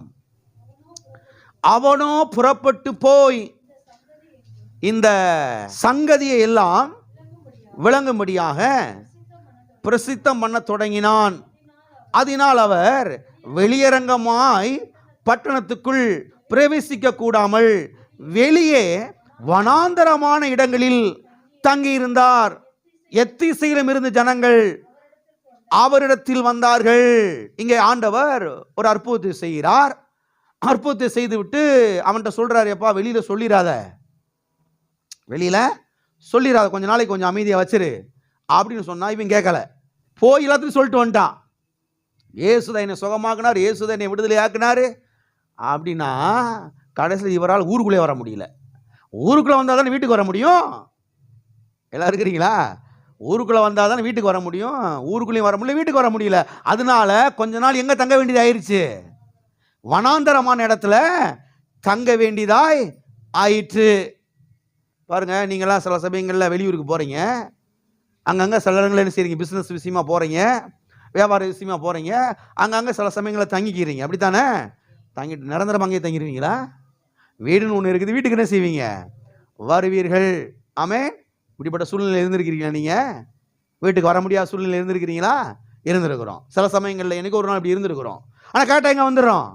வீட்டுக்கு வந்துடும். இப்போ 2ஆம் அதிகாரம் 1ஆம் வசனத்துடைய முதல் பகுதியை வாசிப்போம். மார்க் 2ஆம் அதிகாரம் 1ஆம் வசனம். சில நாட்களுக்கு பின்பு. போதும். எத்தனை நாளைக்கு பின்பு? எத்தனை நாளைக்கு பின்பு? சில நாளைக்கு பின்பு. நல்லா கவனிங்க, 3.5 வருஷமுமே அவர் வனாந்தரத்தில் கிடக்கல. சிலர் 1ஆம் அதிகாரம் 45ஆம் வசனத்தை வாசித்து பார்த்தீங்களா, இயேசு கிறிஸ்து எங்க தங்கி இருந்தாரு? வனாந்தரத்தில் தங்கி இருந்தார். எங்கே தங்கி இருந்தார்? ஏப்பா 3.5 வருஷம் வனாந்தரத்தில் இல்லப்பா, இங்க ஒரு அற்புதத்தை செஞ்சாரு. அற்புதத்தின் நிமித்தமாக வெளியில யார்ட்டும் சொல்லாத சொன்னார். அவன் கேட்கல, போய் சொல்லிட்டு வந்துட்டான். கூட்டம் பயங்கரமான கூட்டம், ஊருக்குள்ள நுழைய முடியல, வீட்டுக்கு வர முடியல. அதனால சில நாட்கள் எங்க தங்க வேண்டியதாயிருச்சு? 3.5 வருஷமே வனாந்தரத்தில் என்ன செய்யல? தங்களை சில நாளைக்கு அங்க தங்கி இருக்க வேண்டியதாயிருச்சு. அதனால தான் அடுத்த வசனம் சொல்லுகிறது, சில நாளைக்கு பின்பு. வாசிங்க. இப்ப அவர் மறுபடியும் கப்பர்நகூமுக்கு போனார். எங்க போனாரு? மறுபடியும் எங்க வந்துட்டாருங்க? எங்க வந்துட்டாரு? ஏன் கப்பர்நகூமுக்கு வந்தாரு? அங்கதான் என்ன இருக்குது? அவருடைய வீடு இருக்கிறது. வாசிங்க. அவர் வீட்டில் இருக்கிறார் என்று ஜனங்கள் அறிந்து. எல்லாம் சொல்லுங்க, அவர் வீட்டில் இருக்கிறார் என்று. எங்க இருக்கிறாரு? அவர் எங்க இருக்கிறாரு? சொல்ல முடியாது பிரதர். எங்கேயாவது குகைக்குள்ள படுத்து கிடப்பாரு. எங்கேயாவதும். யாருக்கு தெரியும் பிரதர் ஏசு எங்க இருக்கிறாருன்னு? சில வேளை குகையில இருப்பார், சில வேளை மரத்துக்கு அடியிலே படுத்து கிடப்பார். மறுபடியும் கப்பர்நகூமுக்கு வர்றாரு. அவர் வீட்டிலே இருக்கிறார் என்று ஜனங்கள் அறிந்து. எல்லாம் சொல்லுங்க, அவர் வீட்டிலே இருக்கிறார் என்று ஜனங்கள் அறிந்து. ஆமே. மறுபடியும் என்று எழுதப்பட்டிருக்கிறது. மறுபடியும் அங்கே போனார். அப்ப ஏற்கனவே எங்க தான் இருந்தாரு? கப்பர்நகூம்ல வீட்டில் தான் இருந்தாரு. ஊழியத்துக்கு அங்க போனார், அங்க சுகமாக்குறாரு, இப்படி சில காரியம் நடக்குது. மறுபடியும் எங்க வந்துட்டாரு? வீட்டுக்கு வந்துட்டாரு. ஏன் கப்பர்நகூமுக்கு போனாருன்னா அங்கதான் அவருடைய வீடு இருக்கிறது, அங்கேதான் அவர் குடியிருந்தார், வாழ்ந்தார் என்பது விளங்குகிறது. இப்ப 2ஆம் அதிகாரம் 1ஆம் வசனத்தை வாசிங்க. சில நாட்களுக்கு பின்பு அவர் மறுபடியும் கப்பர்நகூமுக்கு போனார். அவர் வீட்டில் இருக்கிறார் என்று ஜனங்கள் என்ன செய்து கேள்விப்பட்டு. எங்கே இருக்கிறார் என்று கேள்விப்பட்டு? வீட்டில் இருக்கிறார் என்று கேள்விப்பட்டு கூட்டம் கூடிருச்சு. நல்லா கவனிங்க, இது ஏன் திருப்பி திருப்பி சொல்றேன்ற கவனிங்க. வீட்டுக்கு வந்துட்டாரு. அந்த ஊர்ல இருக்கிற எல்லாருக்கும் கேள்விப்பட்டுட்டாங்க, இன்னும் வெளியூர்ல எல்லாம் கேள்விப்பட்டுட்டாங்க. கூட்டம் திரளா ஆயிருச்சு. முடிஞ்ச அளவுக்கு வீட்டுக்குள்ள உட்கார வச்சாச்சு எல்லாத்தையும். முடிஞ்ச அளவுக்கு. இயேசு கிறிஸ்து வீடு அப்போ எவ்வளோ பெரிய வீடாக இருந்திருக்கும் பாருங்க. நான் இப்போ கடைசியை முடிக்கும் போது தான் கொண்டு வர போகிறேன். அவர் வீடு எவ்வளோ பெரிய வீடாக இருந்திருக்கும். நிறைய பேர் உட்கார்ந்து பிரசங்கிக்கக்கூடிய அளவுக்கு அவருடைய வீடு பெரிய வீடு. 12 சீசர்களும் தங்க அளவுக்கு கூடிய ஒரு பெரிய வீடு. 12 பேருக்கும் சமைக்கக்கூடிய, சமையலாக இருக்கக்கூடிய ஒரு பெரிய, 12 பேரும் குளிச்சு துவைச்சு கிளம்புறதுக்கு தேவையான ஒரு பெரிய, எவ்வளோ பெரிய வீடு. உங்கள் வீட்டில் எத்தனை பாத்ரூம் இருக்குது? உங்கள் வீட்டில் எத்தனை பெட்ரூம் இருக்குது? உங்கள் வீட்டில் எத்தனை 10க்கு 10 ரூம் இருக்குது? 12 பேர் வச்சு பராமரிச்சிருக்கீங்களா என்னைக்காதும்? 3.5 வருஷம். எவ்வளோ தண்ணி தேவைப்படும்? எல்லாம் இருக்கிறீங்களா? கேள்விப்பட்டு மக்கள் எல்லாம் வந்துட்டாங்க. இப்போ 2ஆம் வசனத்திலிருந்து 5ஆம் வசனம் வரைக்கும் வாசிப்போம். அங்கே ஒரு சம்பவம் நடக்குது. அதுக்கு தான் எனக்கு நான் கொண்டு வந்தேன். வாங்க. உடனே வாசலுக்கு முன்னும் நிற்க இடம் போதாதபடிக்கு அநேகர் கூடி வந்தார்கள். அவர்களுக்கு வசனத்தை போதித்தார். அப்ப வசனத்தை பிரசங்கிக்கக்கூடிய அளவுக்கு, ஒரு ஆராதனை நடத்தக்கூடிய அளவுக்கு ஒரு வீடு என்ன செஞ்சாங்க? அவருக்கு இருந்துச்சு. அவ்வளோ பேர் உட்காந்து பிரசங்கத்தை கேட்கக்கூடிய அளவுக்கு ஒரு வீடு என்ன செய்யுது, பெரிய வீடு அவருக்கு கப்பரகமும் இருந்துச்சு. வாசிங்க. அப்பொழுது 4 பேர் ஒரு திமிர்வாதக்காரனை சுமந்து கொண்டு அவரிடத்தில் வந்தார்கள். ஜனக்கூட்டத்தின் நிமித்தம் அவருக்கு சமீபமாய் சேரக்கூடாமல் அவர் இருந்த வீட்டின் மேற்கூரையை பிரித்து திறப்பாக்கி திமிர்வாதக்காரனை கிடக்கிற படுக்கையை இறக்கினார்கள். இயேசு அவர்கள் விசுவாசத்தை கண்டு திமிர்வாதக்காரனை நோக்கி, மகனே, உன் பாவங்கள் உனக்கு மன்னிக்கப்பட்டது என்றார். மக்கள்லாம் கூட்டிட்டாங்க, உள்ள உட்கார்ந்து இருக்கிறாங்க, வெளியில உட்கார்ந்து இருக்கிறாங்க. அங்க 4 பேர் ஒரு திமிர்வாதக்காரரை தூக்கிட்டு வர்றாங்க. திமிர் பிடிச்சவனே கிடையாது. அப்படி யோசித்துறாங்க பாருங்க. திமிர்வாதக்காரன் அப்ப திமிர் பிடிச்சவனும் அவன் திமிர் பிடிச்சவன் கிடையாது. திமிர்வாதக்காரன் என்ன அர்த்தம்? கைகால் வழங்காதவன் அர்த்தம். கண்ணு கூட அசையாது. பேரலிட்டிஸ் சொல்றாங்கல்ல, கைகால் அசையாது, அப்படியே இருக்கும். நீங்கள் சாப்பாடு கூட அப்படியே வம்படியை வாயில் ஊற்றணும், அப்படியே கை கால் அசைய முடியாமல் அப்படியே கண்ணு கூட அப்படி இப்படி திரும்பாது, அப்படியே இருப்பாங்க. அந்த மாதிரி ஒரு ஆளை 4 பேர் தூக்கிட்டு வர்றாங்க. தூக்கிட்டு வந்து பார்த்தா உள்ளேயும் போக முடியல, வெளியில் வர முடியல, கூட்டமாக இருக்குது. சுற்றி பார்க்குறாங்க, ஒன்றும் முடியல. பேசாட்ட என்ன செய்வோம்? வீட்டுக்கு மேலே ஏறிடுவோம். வீட்டுக்கு மேலே ஏறி வீடவே திறந்துடுவோம். மேலே ஏறி என்ன செஞ்சிருவோம்? வீடவே திறந்து ஆளை உள்ள இறக்கிடுவோம். ஆளை உள்ள இறக்கிடுவோம் சொல்லி மேலே ஏறி எப்படி ஏணியை போட்டு ஏறினாங்களோ, 4 கொச்சக்கரை வாங்கிட்டு வந்து கட்டி உள்ள இறக்குனாங்களோ, எப்படியே தெரியல. உள்ள என்ன செஞ்சிட்டாங்க? இறக்கிட்டாங்க. இறக்குனா ஏசு கிறிஸ்து உள்ள பிரசங்கம் பண்ணிட்டு மேலே இருந்து பார்க்குறாரு. அங்கேருந்து ஒன்று இறங்கி வருது ஜல்லுன்னு. எல்லாரும் ஒதுங்க, என்னமோ வருதுன்னு பார்த்தா ஆளவன் ஒருத்தன் பேன் கிடக்குறான். மேலே இருந்து பார்த்தா, கீழே இருந்து மேலே பார்த்தா அங்கே 4 பேர் அங்கேருந்து எட்டி பார்த்துக்கிட்டு இருக்காங்க. என்னப்பா இது அப்படின்னு பார்த்தா, ஆண்டவரே சுகமாகனியா, உங்கள் விசுவாசத்தை நான் பாராட்டுறேன். இவன் சுகமானு விரும்புறீங்க பார்த்தீங்களா, அதை நான் பாராட்டுறேன். உங்க விசுவாசத்தை நான் கனம் பண்றேன்னு சொல்லி அவனை கர்த்தர் அன்றைக்கு சுகமாக்கினார். அன்றைக்கு அவனை கர்த்தர், நீங்கள் சுகமாயிருப்பது கர்த்தருடைய சித்தமாய் இருக்கிறது. உங்களுடைய விசுவாசத்தை கர்த்தர் கனம் பண்ணுகிறவராய் இருக்கிறார். ஆமென். சரி, வீட்டை பிரிச்சாங்களே, இது யாருடைய வீடு? வேற உங்களோட வீடை பிரிக்க விட்டுருந்தா விட்டுருப்பாங்களா அவங்க? வேற ஒருத்தவங்க வீடை போய் பிரிச்சிருந்தா வேறவங்க விட்டுருப்பாங்களா? இங்க இருந்த வீடு யாருடைய வீடு? இயேசு கிறிஸ்துனுடைய வீடு. இது அவர் குடியிருந்த வீடு. எனவேதான் தைரியமா பிரிக்கிறாங்க வீட. இயேசு கிறிஸ்து ஒன்னும் சொல்லல. ஏன் ஒன்னும் சொல்லலைன்னா, இந்த வீட்டை விட மனுஷன் தான் எனக்கு முக்கியம். ஆமென். இவன் சுகமா இருக்கிறதா எனக்கு முக்கியம், இவன் வாழ்வதுதான் என்னுடைய முக்கியம் என்று இயேசு கருதினபடினாலே தான் அந்த 4 பேரையும் சத்தம் போடல, வேற யாரையும் சத்தம் போடல. ஏப்பா, யூதாஸ் காரியத்து காசு நிறைய இருக்குல்ல, ஃபைனான்ஸ் மினிஸ்டரு, காசு நிறைய இருக்குல்லப்பா, கூரையை போட்டுக்கலாம், ஒன்றும் பிரச்சனை இல்லை.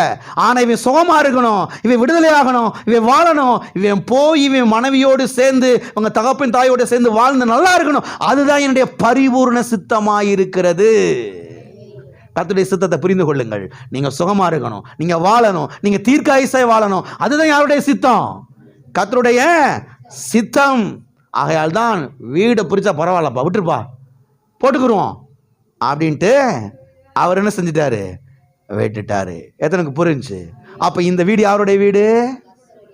இந்த வீடு யாருடைய வீடு? இந்த 4 பேர் தூக்கிட்டு வந்து பிரிச்சாங்களே, யாருடைய வீடு? புரிஞ்சிருச்சா? சரி, அது மாத்திரமல்ல, இங்கே கூரையை பிரித்தார்கள் என்று எழுதப்பட்டிருக்கிறது. எதை பிரிச்சாங்க? இதை எடுத்து வச்சுக்கிட்டு சிலர் சொல்றாங்க, பத்தீங்களா கூரையை பிரிச்சாரு. அப்ப இயேசு எந்த வீட்டில் குடியிருந்தாரு?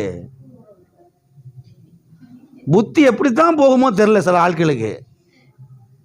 இயேசு எங்க குடியிருந்தாரு? ஒரு கூரை குடிசையில் இருந்தா. உனக்கு மாட மாளிகையும் கோபுரம் தேவையா? மச்சி வீடு தேவையா? நீ ஆண்டவர் இன்னைக்கு வந்தால் கர்த்தர் உன்னை கைவிட்டு விடுவார். எங்க மாடி வீட்டில் குடியிருந்தா கர்த்தர் விட்டுருவாரா? மச்சி வீட்டில் குடியிருந்தா விட்டுருவாரா? கூரை பிரித்தார்கள் போட்டிருக்குது. இது கூரை வீடு கிடையாது. இப்போ நான் எடுத்து காட்டுறேன். இது கூரை வீடு கிடையாது, இது மச்சி வீடு. என்ன வீடு? மச்சி வீடுனா உங்களுக்கு தெரியுமா? பழைய ஆளுகளுக்கு தெரியும். மச்சி வீடுலாம் தெரியும், கிராமத்தில் இருந்தவர்களுக்கெல்லாம் தெரியும். மச்சு வீடு என்ன தெரியுமா? அந்த நாட்களில் இந்த சுண்ணாம்பு கல்லாம் உடைச்சு போட்டு அதை கடுக்காயெல்லாம் அள்ளி கடுக்காயை நொறுக்கி பவுடராக்கி உள்ளே போட்டு கருப்பட்டியில் நிறையா வாங்கி, எது இன்னைக்கு சாப்பிட்றதுக்கு தான் கருப்பட்டி போடுறாங்க காஃபியில். அன்னைக்கு கருப்பட்டி சாதாரணமாக கிடைக்கும். எனக்கு விவரம் தெரிஞ்சு எங்கள் அப்பா அப்படி தான் பண்ணார். எங்கள் வீட்டை ஒரு வீட்டை கடைசியில் அந்த வீடை இடிக்கக்கூட முடியலைங்க. என்னடா போல ஸ்ட்ராங்காக இருக்குன்னு பார்த்தா சுண்ணாம்புல மனுஷன் வீடை கட்டி வச்சிருக்கிறாரு அந்த காலத்தில். எங்கள் வீடை எங்கள் அப்பா பாருங்க, அந்த காலத்தில் போய் எப்படி இருந்திருக்கும் பாருங்க. சுண்ணாம்பு கல், இந்த கடுக்காய் பவுடரு, இந்த கருப்பட்டி இதெல்லாம் போட்டு மிக்ஸி பண்ணி கலவையாக்கி அதை என்ன செய்வாங்க, பெரிய பெரிய கட்டையெல்லாம் கொண்டு வந்து குறுக்க அடிக்கி அதில் போட்டு அடித்து என்ன செய்வாங்க, இந்த மச்சி வீடை கட்டி வச்சுருப்பாங்க. அதுக்கு மேலே தட்டு ஓடு, அதுக்கு மேலே தட்டோடெல்லாம் பதிச்சு அப்படி கட்டியிருப்பாங்க. அதுக்கு பிறகு என்ன வீடு, மச்சி வீடு. இப்போ வாசிங்க லூக்கால சுவிசேஷம் 5ஆம் அதிகாரம் 19ஆம் வசனம். இதே சம்பவத்தை அங்கே வாசிக்கிறோம். இங்கே கூரை வீடுன்னு போட்டிருக்கு, கூரைன்னு போட்டிருக்கு இல்லையா? கூரை வீடுன்னு போடலை, கூரையை பிரித்தாலும் போட்டிருக்குது. ஆனால் அங்கே இதை விட ரொம்ப கொஞ்சம் தெளிவாக இருக்குது. லூக்கா 5ஆம் அதிகாரம் 19வது வசனம். ஜனக்கூட்டம் மிகுதியாக இருந்தபடினாலே அவனை உள்ளே கொண்டு போகிறதற்கு வகை காணாமல் வீட்டின் மேல் ஏறி தட்டு ஓடுகளை வழியாய் ஜனங்களின் மத்தியில் இயேசுவுக்கு முன்பாக அவனை படுக்கையிலே இறக்கினார்கள். இங்க கூரன் போடல, இங்க என்ன போட்டிருக்குது, தட்டோடுகளை திறப்பாக்கி. அப்ப அந்த மச்சி வீட்டுக்கு மேல என்ன இருக்குது, தட்டு ஓடு இருக்குது. தட்டு ஓடெல்லாம் எடுத்து எடுத்து எடுத்து நீக்கிட்டு ஆள் என்ன செய்றாங்க, உள்ள ஏறகுறாங்க. அப்ப இயேசு கிறிஸ்து குடியிருந்த வீடு எப்படிப்பட்ட வீடு, மச்சு வீடு, தட்டு ஓடு பதிக்கப்பட்ட வீடு. அன்னைக்கே இவ்வளவு காஸ்ட்லியான வீட்டில் இருந்திருப்பாருனா இன்னைக்கு இருந்தாலும் எவ்வளவு பெரிய காஸ்ட்லியான வீட்டில் இருந்திருப்பாரு. அதனால நல்ல வீட்டில் குடியிருக்கவங்க யார் குற்ற உணர்வுக்கு என்ன செய்ய வேணாம், நல்ல பெட்டில் படுத்து தூங்குறவங்க நல்லா படுத்து தூங்குங்க. கத்திர ஒருவேளை நம்மளை பரலோகத்தில் விட மாட்டாரோ நல்ல பெட்டில் படுத்து தூங்குனா. ஏற்கனவே இந்த பாஸ்டர் வேற முழங்குறாரு, முழங்குறாரு. நல்ல பெட்டில் படுத்து தூங்குற சகோதரனே, இன்னைக்கு கத்தர் வந்தால் நீ கைவிடப்பட்டு விடுவாய். உடனே போய் நீ ஓலப்பாயை வாங்கி அதில் படுத்து தூங்கு. அந்த காலத்தில் பெட்டெல்லாம் தயாரிக்கலை, அதனால ஓலப்பாயில் படுத்து தூங்குனாங்க. இன்னைக்கு பெட்டெல்லாம் என்ன செய்யுது, கிடைக்குது. அதனால என்ன செய்கிறாங்க, இதில் இருக்கிறாங்க. எல்லாம் இருக்கிறீங்களா? அப்போ இயேசு கிறிஸ்து எப்படிப்பட்ட ஒரு வீட்டில் குடியிருந்தார் என்பது நமக்கு தெளிவாய் விளங்குகிறது. ஆமென். வாசிங்க மார்க் எழுதின சுவிசேஷம் 2ஆம் அதிகாரம் 6ஆம் வசனம். மத்தேயு பார்த்து முடித்தோம், இப்போ மார்க்கில் பார்த்துக்கிட்டு வர்றோம். மார்க் 2ஆம் அதிகாரம் 6வது வசனம். அங்கே உட்கார்ந்திருந்த வேதபாரகரில் சிலர் இவன் இப்படி தேவதூஷணம் சொல்லுகிறது என்ன, தேவன் ஒருவரை அன்றி பாவங்களை மன்னிக்கத்தக்க யார் என்று தங்கள் இருதயத்தில் சிந்தித்து கொண்டு இருந்தார்கள். அங்கே உட்கார்ந்திருந்த வேதபாரகரில் சிலர். இப்போதான் இந்த சம்பவத்தை வாஸ்தம் 4 பேர் தூக்கிட்டு வர்றாங்க. இந்த திமிர்வாதக்காரனை கூரையை பிரித்து இறக்குறாங்க, தட்டோட பிரித்து உள்ளே இறக்குறாங்க, மச்சி விட பிரித்து உள்ளே இறக்குறாங்க. ஏசு சொல்கிறாரு, உன் பாவத்தை நான் மன்னிக்கிறேன், நீ எந்திரிச்சு போகலான்னு சொல்கிறாரு. அப்போ அங்கே உட்கார்ந்திருந்த வேதபாரகரில் சிலர், எங்கே உட்கார்ந்திருந்த, இயேசு கிறிஸ்துவுடைய வீட்டுக்குள்ளே உட்கார்ந்திருந்த வேதபாரகரில் சிலர். எனவே இயேசு கிறிஸ்து நல்ல ஒரு வீட்டில் இருந்து தான் என்ன செய்தார், வசித்து வந்து வாசம் பண்ணி ஊழியத்தை செய்தார் என்பது, பிரசங்கித்து வந்தார் என்பது நமக்கு தெளிவாய் விளங்குகிறது. மார்க் 2ஆம் அதிகாரம் 13ஆம் வசனத்தை வாசிப்போம். அவர் மறுபடியும் புறப்பட்டு கடல் அருகே போனார். அப்பொழுது ஜனங்கள் எல்லாரும் அவரிடத்தில் வந்தார்கள், அவர்களுக்கு போதகம் பண்ணினார். இப்போ அங்கே தான் இருக்கிறோம். வீட்டுக்குள்ள இருந்து அவனை சுகமாக்கினாரு. இந்த பரிசேயர்கள் எல்லாம் அப்படிலாம் பேசுகிறாங்க. உடனே வீட்டுக்குள்ளேருந்து எங்கே செய்கிறாரு, வெளியில் கடற்கரைக்கு போகிறாரு. கரைக்கு போனாலும் அங்கே எங்கே வர்றாங்க மக்கள், அவருடைய வசனத்தை கேட்கறதுக்கு, வார்த்தையை கேட்கறதுக்கு வருகிறார்கள். அங்கே வந்தவங்களுக்கு என்ன செய்கிறார், வசனத்தை அவர் போதிக்கிறார் என்று பார்க்கிறோம். பின்பு வீட்டிலிருந்து புறப்பட்டு அவர் போனார் என்று பார்க்கிறோம். சரி, இப்போ வீட்டை விட்டு வெளியில் போய் அங்கே பிரசங்கம் பண்ணாரா? இப்போ போயிட்டு மறுபடியும் எங்கே வர்றாரு, வாசிங்க 3ஆம் அதிகாரம் 20வது வசனம். மார்க்கு 3:20. பின்பு வீட்டுக்கு போனார்கள். எங்க போனாங்க? இப்ப எங்க போனாரு? முதல்ல வீட்டுக்குள்ள இருந்து எங்க போனாரு? கடற்கரைக்கு போனாரு. அங்க போனவங்களுக்கு வசனத்தை பிரசங்கிக்கிறார், கர்த்தருடைய வார்த்தையை போதிக்கிறாரு. இப்ப மறுபடியும் எங்க வர்றாரு? வாசிங்க. அங்கே அவர்கள் சாப்பிடுவதற்கும் சமயம் இல்லாதபடிக்கு அநேக ஜனங்கள் மறுபடியும் கூடி வந்தார்கள். புரியுதா உங்களுக்கு? ஏற்கனவே கூடி வந்தாங்க, கூட்டம் ஓவரு. அதனால இந்த 4 பேரும் அந்த ஆளை உள்ள இறக்குனாங்க, சுகமாக்குனாரு. மறுபடியும் எழும்பி கடற்கரைக்கு போறாரு. அங்க போய் கர்த்தருடைய வார்த்தை பிரசங்கிக்கிறாரு. பிரசங்கிச்சுட்டு மறுபடியும் எங்க வர்றாரு? வீட்டுக்கு வர்றாரு. வீட்டுக்கு வந்தா சாப்பிட்றதுக்கு டைம் இல்லை. அப்ப சாப்பாடு இருக்குதா இல்லைன்னு அர்த்தம்? சாப்பாடு இருக்கா இல்லையா? என்னங்க நீங்க பதிலே சொல்ல மாட்டேங்கிறீங்க? வீட்டில் சாப்பாடு இருந்திருக்குமா இருந்திருக்காதா? யாரோ ஆண்டவர் சமைக்க சொல்லியிருப்பாரா சொல்லியிருக்க மாட்டாரா? அப்போ எவ்வளோ பெரிய கிச்சன் இருந்திருக்கும்? 13 பேருக்கு சாப்பாடு ஆக்கணும். இயேசு கிறிஸ்து 12 சீசரில் 13 பேருக்கு சாப்பாடு ஆக்கணும். சாப்பிட்றதுக்கும் அவங்களுக்கு சமயம் இல்லாமல் போயிற்று. அது மாத்திரமல்ல, இயேசு கிறிஸ்து ஒரு 12 சீசர்களை அவர் தெரிந்தெடுக்கிறார். அவருக்கு பாருங்க நிறைய சீசர்கள் இருந்தாங்க, 70-80 சீசர்லாம் இருந்தாங்க இயேசு கிறிஸ்துவுக்கு. அதனால அவர் பாருங்க ஒரு 12 பேரை செலக்ட் பண்றாரு. 12 பேர் என்ன செய்யறாரு? செலக்ட் பண்றாரு. செலக்ட் பண்ணி அந்த சீசர்கள் எப்போதும் தம்மோடே இருக்க வேண்டும் என்று அவர் விரும்பி அவர் வைத்து கொண்டார் என்று சத்திய வேதத்திலே நாம் தெளிவாக பார்க்கிறோம். பின்பு வீட்டுக்கு போனார்கள் அப்படின்னு இங்க எழுதப்பட்டிருக்கு இல்லையா? 3ஆம் அதிகாரம் 20 வசனத்துல பின்பு வீட்டுக்கு போனார்கள் எழுதப்பட்டிருக்கு இல்லையா? இதுக்கு முந்தின வசனத்தில் நீங்க பார்த்தீங்கன்னா அங்க சொல்லப்பட்டிருக்கும், இயேசு கிறிஸ்து தம்முடைய சீசர்களை தெரிந்து கொண்டார். அவருக்கு 70-80 சீசர்கள் இருக்கிறாங்க. ஓகே, ஆனால் இந்த 12 சீசர்கள் அவர் தெரிந்தெடுக்கிறார். தெரிந்தெடுத்து இவங்க எல்லாம் எப்போதுமே என் கூட இருக்கணும் அப்படின்னு வச்சுக்கிட்டு இப்போ அவங்கள போற எங்க கூட்டிட்டு போறாரு? வீட்டுக்கு கூட்டிட்டு போகிறாரு. காட்டுக்கு கூட்டிட்டு போகல, இமயமலை அடிவாரத்துக்கு கூட்டிட்டு போகல, பிளாட்பாரத்துக்கு கூட்டிட்டு போகல, வீட்டுக்கு என்ன செய்தாரு? கூட்டிட்டு போனார். வீட்டுக்கு அவரெல்லாம் போனார்கள். சரி, எந்த வீட்டுக்கு போனாங்க?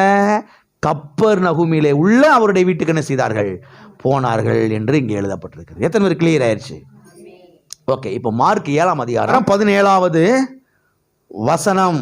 அவர் ஜனங்களை விட்டு வீட்டுக்குள் பிரவேசித்த போது அவருடைய சீஷர்கள் அவர் சொன்ன ஓமை குறித்து அவரிடத்தில் விசாரித்தார்கள். நல்ல கவனிங்க, அவர் ஜனங்களை அனுப்பிவிட்டு எங்க போனாரு? வீட்டுக்குள் போனாரு. கவனிங்க, இங்கே என்ன சம்பவம் நடக்குதுன்னா, ஆண்டவர் வீட்டுக்கு வெளியே நின்று வேதபாரகருக்கும் பரிசேயர்களுக்கும் சில காரியங்களை சொல்லி கொண்டிருக்கிறார். அவர்களோடு சில காரியங்களை பேசி கொண்டிருக்கிறார். எதை பற்றி பேசி கொண்டிருக்கிறார்? இந்த பரிசேயரோடு வேதபாரகரோடு வீட்டுக்கு வெளியே நின்று எதை குறித்து பேசி கொண்டிருக்கிறார் என்று சொன்னால், தகப்பனையும் தாயையும் கனம் பண்ண வேண்டும் என்பதை குறித்து அங்கே பேசிக்கொண்டு இருக்கிறார். ஆனால் இவர்களோ எதை போதிக்கிறாங்க மக்களுக்கு? தகப்பனையும் தாயையும் கனம் பண்ண வேண்டாம், தகப்பனையும் தாயையும் கனம் பண்றதுக்கு வேண்டாம். அதுக்கு பதிலாக குர்பான் என்கிற ஒரு காணிக்கை எடுத்து நீ ஆலயத்தில் செலுத்திடு, உன் கடமையெல்லாம் முடிஞ்சிச்சு. உங்க அப்பாவும் அம்மாவை நீ என்ன செய்ய வேணாம்? கனம் பண்ண வேணாம். அவங்க சாப்பிட்டாங்களா, உடுத்துனாங்களா, நல்லா இருக்காங்களா, நீ விசாரிக்கலாம், ஒன்று வேணாம். போய் குர்பான் என்கிற ஒரு காணிக்கையை கொண்டு போய் என்ன செஞ்சிரு? ஆலயத்தில் போட்டு விட்டு வந்துரு. தகப்பனின் தாயும் கனம் பண்ண வேண்டாம் என்று இவர்கள் தவறாய் போதித்துக் கொண்டிருக்கிறார்கள். இதை குறித்து தான் வீட்டுக்கு வெளியே நின்று இயேசு கிறிஸ்து வேதபாரகரோடு பரிசேயரோடு பேசி கொண்டிருக்கிறார். தகப்பனின் தாயும் கனம் பண்ண வேண்டும், நீங்களோ தகப்பனின் தாயும் கனம் பண்ண வேண்டாம் என்று மக்களுக்கு போதித்து மக்களுடைய மனதை குழப்பி கர்த்தருடைய வசனத்தை அவமாக்குகிறீர்கள், கர்த்தருடைய வார்த்தையை புரட்டுகிறீர்கள். குர்பானின் காணிக்கை செலுத்தினா போதும் சொல்லி மக்களை நீங்க வஞ்சிக்கிறீர்கள் என்று அவர்களோடு பேசுகிறார். அது மாத்திரமல்ல, மனுஷனுக்குள்ளே போகிறது மனுஷனை தீட்டுப்படுத்தாது, மனுஷனுடைய இருதயத்துக்குள்ளிருந்து புறப்படுகிறவைகள் தான், மனுஷனுடைய உள்ளத்திலிருந்து புறப்படுகிறவைகள் தான் மனுஷனை தீட்டுப்படுத்தும் என்று அங்கே அவர் போதித்துக் கொண்டிருக்கிறார், பேசிக் கொண்டிருக்கிறார். இது சீசர்களுக்கு விளங்கலை. அதனால தான் இங்கே எழுதப்பட்டிருக்கிறது, அவர் வீட்டுக்குள்ளே வந்தபோது, எங்க வந்தபோது? வீட்டுக்குள் பிரவேசித்த போது இதை குறித்து கேட்கிறார்கள். உடனே ஆண்டவர் என்ன செய்யறாருங்க? விளக்கத்தை அவங்களுக்கு கொடுக்கிறாரு, விலைக்கு சொல்றாரு. அப்ப நம்முடைய ஆண்டவர் ஊழியத்துக்கு வந்த பிறகு அருமையான ஒரு வீட்டிலே தங்கிதான் அவர் ஊழியத்தை செய்தார் என்பது நமக்கு திட்டமும் தெளிவுமாக விளங்குகிறது. ஆமென். அப்ப நீங்க எப்படிப்பட்ட வீட்டில் குடியிருக்கணும்? நல்ல வீட்டிலையா, இல்ல ஒரு சின்ன போதும் ஏதோ ஒரு சத்தியம் சொல்லுகிறது, உன் விசுவாசத்தின்படி உனக்கு ஆக கடவது. நல்ல வீடு வேணும்னு விசுவாசிங்கன்னா நல்ல வீடு போதும் பாஸ்டர், அந்த ஓலை குடிச அப்படின்னா ரைட், ஓகே, எனக்கு என்ன, எனக்கு ஒன்றும் இல்லை, எனக்கு கொடுக்க ரெடி உனக்கு நல்ல வீடை, நல்ல வசதியான வீடை. பழைய ஏற்பாட்டில் வாசிக்கிறோம் அல்லவா, நீ கட்டாத வீடு, வசதியான வீடு, சகலவித பொருட்கள் நிறைந்த வீடு, அதெல்லாம் கர்த்தர் வாக்கு பண்ணுறாரு, அதெல்லாம் கர்த்தர் வாக்கு பண்ணுறார். அப்போ வீட்டுக்குள்ளே வந்து இருந்து அவர் என்ன செய்கிறாரு? இந்த விளக்கத்தை அவர்களுக்கு கொடுக்கிறார். வாசிப்போம். மார்க் 9:28 வீட்டில் அவர் பிரவேசித்த போது அவருடைய சீஷர்கள் அதை துரத்திவிட எங்களால் ஏன் கூடாமல் போயிற்று என்று அவரிடத்தில் தனித்து கேட்டார்கள். வீட்டில் அவர் பிரவேசித்த போது, எங்கே அவர் பிரவேசித்த போது? எல்லாம் சொல்லுங்க. வீட்டில் அவர் பிரவேசித்த போது. இதை வேலைக்கு சொல்றேன், கவனிங்க. இங்கே ஊமையும் செவிடுமான ஆவி பிடித்திருந்த ஒரு மகனை ஒரு தகப்பன் ஆண்டவரிடத்தில் அழைத்து கொண்டு வருகிறான், சுகமாக்க வேண்டும் என்று. அந்த வேளையிலே ஆண்டவர் மறுரூப மலைக்கு அங்கே ஏறி போய்விட்டார். யோவானையும் பேதுருவையும் யாக்கோபையும் கூட்டிக் கொண்டு அந்த மலை உச்சிக்கு போய் அங்க மறுரூபமாய் காண்பிப்பதற்காக இவர்கள் அழைத்து கொண்டு போய்விட்டார். மீத 9 சீசர்களும் மலை அடிவாரத்துக்கு கீழே இருக்கிறாங்க. அந்த வேளையில தான் இந்த மனுஷன் தன்னுடைய மகன் சுகமாக வேண்டும் என்று அவன் அங்கே வருகிறான். வந்தபோது இந்த 9 சீசர்களாலே அந்த ஊமையும் செவிடுமான ஆவி என்ன செய்ய முடியல? துரத்த முடியல, சுகமாக்க முடியல. இப்ப ஆண்டவர் அங்க மறுரூப மலைக்கு போய் மறுரூபமாய் காண்பித்து விட்டு இப்ப யோவானையும் பேதுருவையும் யாக்கோபையும் அழைத்து கொண்டு கீழே இறங்கி வர்றாரு. வந்த உடனேயே காரியத்தை சொல்றாங்க, ஆண்டவர் சுகமாக்குகிறார், விடுதலையாக்குகிறார். அவன் அந்த மகன் சுகத்தை பெற்றுக்கொள்ளுகிறான், அவன் விடுதலையை பெற்றுக்கொள்ளுகிறான். அது மாத்திரமல்ல, ஆண்டவர் தம்முடைய சீசரோடு கூட வீட்டுக்குள்ளே பிரவேசிக்கிறார். பிரவேசித்த உடனேயே சீசர் எல்லாரும் கேட்கிறாங்க, ஆண்டவரே, அந்த ஊமையும் செவிடுமான ஆவியை எங்களால் ஏன் துரத்த முடியவில்லை என்று கேட்கிறார்கள். அதுக்கு இயேசு என்ன செய்யறாரு? பதில் கொடுக்கிறார். இதுதான் இங்க நடந்த சம்பவம். இப்ப நமக்கு இங்க எடுத்துக்கொள்ள வேண்டிய காரியம் என்னன்னா, அவர் வீட்டுக்குள் பிரவேசித்த போது. எங்கே பிரவேசித்த போது? பிளாட்பாரத்தில் போய் உட்கார்ந்த போது, குகைக்குள்ளே போய் நுழைந்த போது, ஆலமர அடிவாரத்தில் உட்கார்ந்த பொழுது அப்படி இல்ல, வீட்டுக்குள் பிரவேசித்த போது. எனவே ஆண்டவர் 12 சீசர்களோடு கூட ஒரு நல்ல பெரிய வீட்டில் குடியிருந்தார் என்பதுதான் சத்திய வேதம் நமக்கு திட்டமும் தெளிவுமா என்ன செய்கிறது? போதிக்கிறது. அப்ப நீங்களும் உங்க பிள்ளைகள் நல்ல ஒரு பெரிய வீட்டில் என்ன செய்யலாம்? எத்தனை பேருக்கு நல்ல பெரிய வீடு வேணும்? நல்ல வீடு வேணும்னு சொல்லி பிரசங்கம் பண்ணா கள்ள போதகன், ஓலப்பாயில படுத்து கடன்னு சொல்ற ஆளு நல்ல போதகன். எங்க போய் சொல்றதுன்னு தெரியல. இவ்வளவு வசனத்தை எடுத்து விலைக்கு காண்பிச்சாச்சு. இன்னும் கொஞ்சம் காமிக்கிறேன் பாருங்க. இயேசு கிறிஸ்து எப்படிப்பட்ட வீட்டில் குடியிருந்து ஊழியத்தை செஞ்சாரு காமிச்சாச்சு. இதுக்கு மேல என்ன ஆதாரம் வேணும்?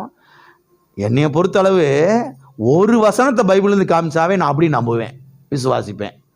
2 வசனத்தை காமிச்சா இன்னும் ரொம்ப ரொம்ப விசுவாசிப்பேன். இதுல இவ்வளவு வசனத்தை காமிச்சாச்சே. கப்போர்நகம்ல இருந்தாரு, அந்த வீடு இவ்வளவு பெரிய வீடு, அங்கதான் வந்து வாசம் பண்ணாரு, அங்க இருந்த ஊழியத்தை செஞ்சாரு, இவ்வளவு காமிச்சாச்சே. மத்தேயுல காமிச்சாச்சு, மார்க்குல காமிச்சாச்சு, லூக்காவில என்ன செஞ்சாச்சு? காமிச்சாச்சு. இதுக்கு மேல எனக்கு என்ன ஆதாரம் வேணும்? எல்லாம் இருக்கிறீங்களா? பக்கத்தில் கையை பிடிச்சு சொல்லுங்க, கர்த்தர் சீக்கிரத்தில் நல்ல அருமையான வீடை உங்களுக்கு தர போறாரு. விசுவாசிங்க. ஸ்தோத்திரம். அல்லேலூயா. மார்க் 9:33 அவர் கப்பர்நகூமுக்கு வந்து வீட்டிலே இருக்கும் போது, விடுற மாதிரி ஐடியா இல்லை. கப்பர்நகூமுக்கு வந்து வீட்டில் இருக்கும்போது அவர்களை நோக்கி, நீங்கள் வழியிலே எதை குறித்து உங்களுக்குள்ளே தர்க்கம் பண்ணினீர்கள் என்று கேட்டார். எல்லாம் இருக்கிறீங்களா? எங்கே இருக்கும்போது? வீட்டிலே இருக்கும் பொழுது. ஆண்டவர் இங்கே சீசர்களை பார்த்து கேட்கிறாரு, வழியில நீங்கள் எல்லாரும் எதையோ குறித்து ஏதோ பேசிக்கிட்டு இருந்த மாதிரி அவருக்கு தெரியும். ஆனால் என்ன செய்கிறாரு? தெரியாத மாதிரி கேட்குறாரு பாருங்க. நம்ம ஆண்டவர் ரொம்ப ஜாலியானவர், ரொம்ப டைட்டான ஆள் கிடையாது. எல்லாம் இருக்கிறீங்களா? சில ஆட்கள் ரொம்ப டைட்டாக இருப்பாங்க, பக்கத்தில் போக முடியாது. போனால் எரிஞ்சு விழுந்துருவாரோ, எதுவும் தூக்கி எரிஞ்சிருவாரோ. சிலர் பாஸ்டர் பக்கத்துலலாம் போகவே முடியாது. பார்த்துருங்க, அந்த பாஸ்டர் பக்கத்தில் போனால் என்னத்தையும் மன்னிச்சேன். நம்ம ஆண்டவர் எவ்வளோ ஜாலியாக இருக்கிறாரு பாருங்க. ஒரு பிரசங்கியார், ஒரு போதகர் எவ்வளோ ஜாலியாக இருக்கிறாரு பாருங்க. ஆமாம், வழியில் வரும்போது எதையோ குறித்து ஏதோ கொஞ்சம் பேசுன மாதிரி என் காதில் விழுந்துச்சேப்பா, என்னப்பா அது அப்படின்னு தெரியாத மாதிரி சீசர் என்ன செய்கிறார் ஆண்டவர் கேட்குறாரு. உடனே இவங்க சொல்கிறான், அவருக்கு தெரியும் ஆனால் கேட்குற. இவங்க உடனே எப்பா வேணாம், வாயை திறந்துடாத, எல்லாம் அமைதியாக உட்காந்துருக்குறாங்க. எல்லாம் அமைதியாக இருக்கிறாங்க. வழியில் என்ன கேட்டுக்கிட்டு வர்றாங்க? எவன் பெரிய ஆளுன்னு ஒரு பஞ்சாயத்து நடக்குது. எவன் நம்ம டீமில் யார் பெரிய ஆள்? சில சபைகளில் தான் பிரச்சனை. இன்னைக்கு சர்ச்சுக்குள்ளே யார் பெரிய ஆள்? அதுதான் பிரச்சனை. சர்ச்சுக்குள்ளே யாரும் பெரிய ஆள் கிடையாது, எல்லாருமே ஒன்று, எல்லாருமே சமம், எல்லாருமே ஆண்டவருடைய பிள்ளைங்க. ஆமென். இங்கே பெரிய ஆள் சின்னாலாம் கிடையாது, எல்லாம் ஆண்டவருடைய. அந்த இடத்துக்கு வந்துட்டோம்னா பிரச்சனை என்ன செய்ய சபையில் இருக்காது. ஆமென். அப்போ வீட்டுக்குள்ளே வந்த உடனே ஆண்டவர் கேட்குறாரு, பப்ளிக்கில் வச்சு கேட்கல. ஆண்டவர் இவ்வளோ ஜென்டில் நடந்துக்கிறாரு பாருங்க. பப்ளிக்கில் கூப்பிட்டு, எப்பா 4 வருங்க வா, இவங்க வரும்போது ஏதோ பேசிகிட்டே வந்தாங்க, எல்லோரும் கேளுங்க என்னான்னு அப்படின்னு கேவலப்படுத்துகிற விதமாக என்ன செய்யலை, அப்போல்லாம் கேட்கல. வீட்டுக்குள்ளே வந்த உடனே ஜென்டில் கேட்குறாரு. வழியில் ஏதோ பேசுன மாதிரி தெரிஞ்சப்பா என்ன பண்ணுவாங்க, ஒன்றும் வாயை திறக்கலை. இவங்க எதாவது பேசிட்டு வர்றாங்க, எவன் பெரியவன் என்று பேசிட்டு வர்றாங்க. அப்போ வீட்டுக்குள்ளே வந்த பொழுது என்று எழுதப்பட்டிருக்கு. எனவே இயேசு கிறிஸ்து அவருடைய வீடு கப்பர்நகூம்ல தான் இருந்துச்சு என்பது நமக்கு திட்டமும் தெளிவுமாக விளங்குகிறது. ஆமென். இப்போ மார்க் 10ஆம் அதிகாரம் 10ஆம் வசனத்தை வாசிப்போம். பின்பு வீட்டிலே அவருடைய சீசர்கள் அந்த காரியத்தை குறித்து மறுபடியும் அவரிடத்தில் விசாரித்தார்கள். பின்பு வீட்டில் அவருடைய சீசர்கள். பின்பு எங்க? குகைக்குள்ளையா, பிளாட்பாரத்திலையா, ஆலமர அடிவாரத்திலையா? எங்க? வீட்டில். இயேசு கிறிஸ்து இங்கே யூதேயாவின் எல்லைக்கு வருகிறார். அப்பொழுது பரிசேயர்கள் ஆண்டவரை சோதிக்கும்படியாய் வருகிறார்கள். வந்து கேள்விகளை கேட்கிறார்கள். என்ன கேள்வியை கேட்கிறார்கள்? புருஷன் மனைவியை தள்ளி விடுவது நியாயமா? புருஷன் மனைவி புருஷனை தள்ளி விடுவது நியாயமாலாம் கேட்கல. எவ்வளவு தெளிவா இருக்காங்க பாருங்க. இவங்களுக்குள்ள இருக்குது, மனைவி எப்படா டைவர்ஸ் பண்ணலாம், தூக்கி எரிஞ்சு வேற மனைவியை கல்யாணம் முடிச்சுக்கலாம், வேற கூட வாழலாம் சொல்லி உள்ள ஆசை இருக்குது, உள்ள பத்தி எரியுது. அதுக்கு ஏதாவது சாக்கு போக்க கண்டுபிடிச்சி அவளை வெளியே பத்தி விட்டுலாம் அப்படின்ற பிளான்ல இவங்க இருக்கிறாங்க. இன்னைக்கு இருக்கிறாங்க பாருங்க சில ஆட்கள். பிசாசுடைய புத்தி. கேள்வி எப்படி கேட்குறாங்க பாருங்க. புருஷனானவன் மனைவியை தள்ளி விடுவது நியாயமா அப்படின்னு யார்கிட்ட கேட்குறாங்க? ஆண்டவர்கிட்ட கேட்குறாங்க. உடனே ஆண்டவர் கேட்குறாரு, ஆமாப்பா அதெல்லாம் இருக்கட்டும், உங்க மோசே இருக்கிறாரே, உங்க மோசே என்ன சொல்லியிருக்கிறாரு அப்படின்னு கேட்குறாரு. மோசே என்ன சொல்லியிருக்கிறாருன்னா, தள்ளுதர சீட்டை எழுதி கொடுத்து அவளை தள்ளி விடலாம் அப்படின்னு யார் சொல்லியிருக்கிறாரு? எங்க மோசே சொல்லியிருக்கிறார். இவனுக்கு ஆண்டவரோட யாரு தான் முக்கியம்? மோசையை தூக்கி வச்சுட்டு ஆடிக்கிட்டு இருக்காங்க. கடவுளை கடைசியில் விட்டாங்க, கத்தரை விட்டுட்டாங்க பாருங்க. தள்ளுதர் சீட்டை எழுதி இன்றைய எழுந்து இவளை நான் விவாகரத்து பண்ணுகிறேன், சீட்டை கையில் கொடுத்து போ அப்படின்னு பத்தி விட்டுரு. ஆண்டவர் சொல்றாரு, ஏப்பா ஆதியிலே புருஷனானவன் தன் தகப்பனையும் தாயை விட்டு தன் மனைவியோட இசைந்திருப்பான், அவர்கள் இருவராயிராமல் ஒருவராயிருக்கிறாள் என்று ஆதியிலே தேவன் சொல்லியிருக்கிறாரே. அது என்ன? நீ நினைச்ச நேரத்தெல்லாம் இவளை தள்ளி விட்டு இவளை எடுத்துக்கலாம், அவளை தள்ளி விட்டு இன்னொருத்தி எடுத்துக்கலாம்னு சொல்லி ஓம் புத்தி அப்படி இருக்குது. ஆனா கர்த்தருடைய பிளான் என்ன தெரியுமா? நீ பிரியவே கூடாது, நீ ஒன்னாதான் இருக்கணும். அதுதான் என்னுடைய சித்தம். மரணம் பிரிக்கிற வரைக்கும் நீ ஒன்னாதான் வாழணும், அதுதான் என்னுடைய விருப்பம், அதுதான் என்னுடைய சித்தம் அப்படின்னு ஆண்டவர் என்ன செய்யறாருங்க சொல்லுகிறார். இதை குறித்து பப்ளிக்ல அவங்க கேட்கறதுக்கு சங்கடப்பட்டுக்கிட்டு சீசர்கள்லாம் வீட்டுக்குள்ள வந்து என்ன செய்யறாங்க? வீட்டுக்குள்ள வந்த உடனே கேட்குறாங்க. அவங்களுக்கு புரியல சில காரியங்கள். அதனால வீட்டுக்குள்ள வந்த உடனே உட்கார்ந்து ஆறாமற என்ன செய்கிறார்கள்? அதை அவர்கள் கேட்கிறார்கள்.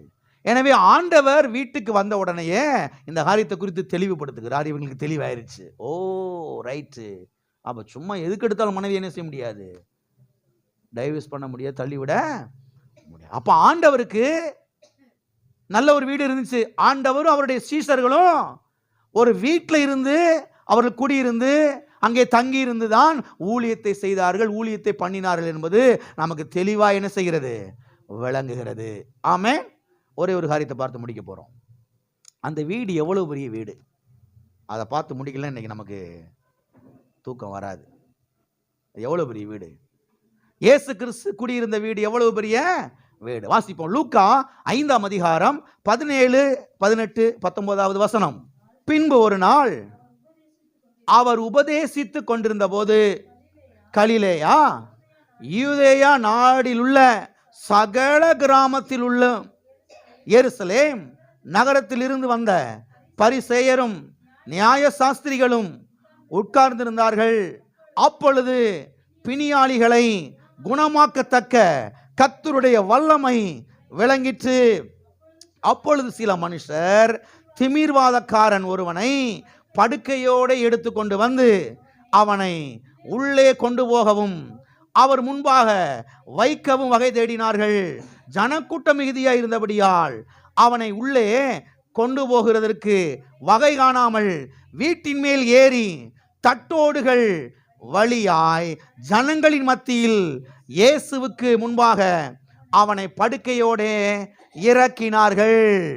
இதையே இவ்வளவு விளக்கம் வாசித்தேன்னா, அந்த 17ஆம் வசனத்தில் நீங்கள் பார்த்தீங்கன்னா, கலிலேயா யூதேயா நாடுகள் கிராமங்கள் எருசலேம், இங்கிருந்து எல்லா மக்கள் பரிசேயர் சதுசேயர் அவங்க இவங்கெல்லாம் எங்க வந்திருக்கிறாங்க, இயேசுவின் இடத்துல வந்திருக்கிறாங்க.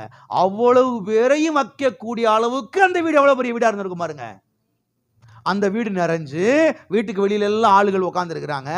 எனவே இந்த திமிர்வாதக்காரனை உள்ள கொண்டு போக முடியாம எதை பிரிச்சுட்டாங்க. இருக்கிற வாஸ்தேனா அந்த வீடு அப்ப எவ்வளவு பெரிய வீடா இருந்திருக்கும். இவ்வளவு மக்களும் வந்து கூடி உட்கார்ந்து வசனத்தை கேட்கக்கூடிய அளவுக்கு அந்த வீடு அவ்வளவு பெரிய வீடான செஞ்சிருக்குது இருந்திருக்கிறது.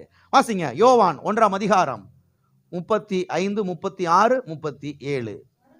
மறுநாளிலே யோவானும் அவனுடைய சீஷரில் 2 பேரும் நிற்கும் பொழுது இயேசு நடந்து போகிறதை அவன் கண்டு, இதோ தேவ ஆட்டுக்குட்டி என்றான்.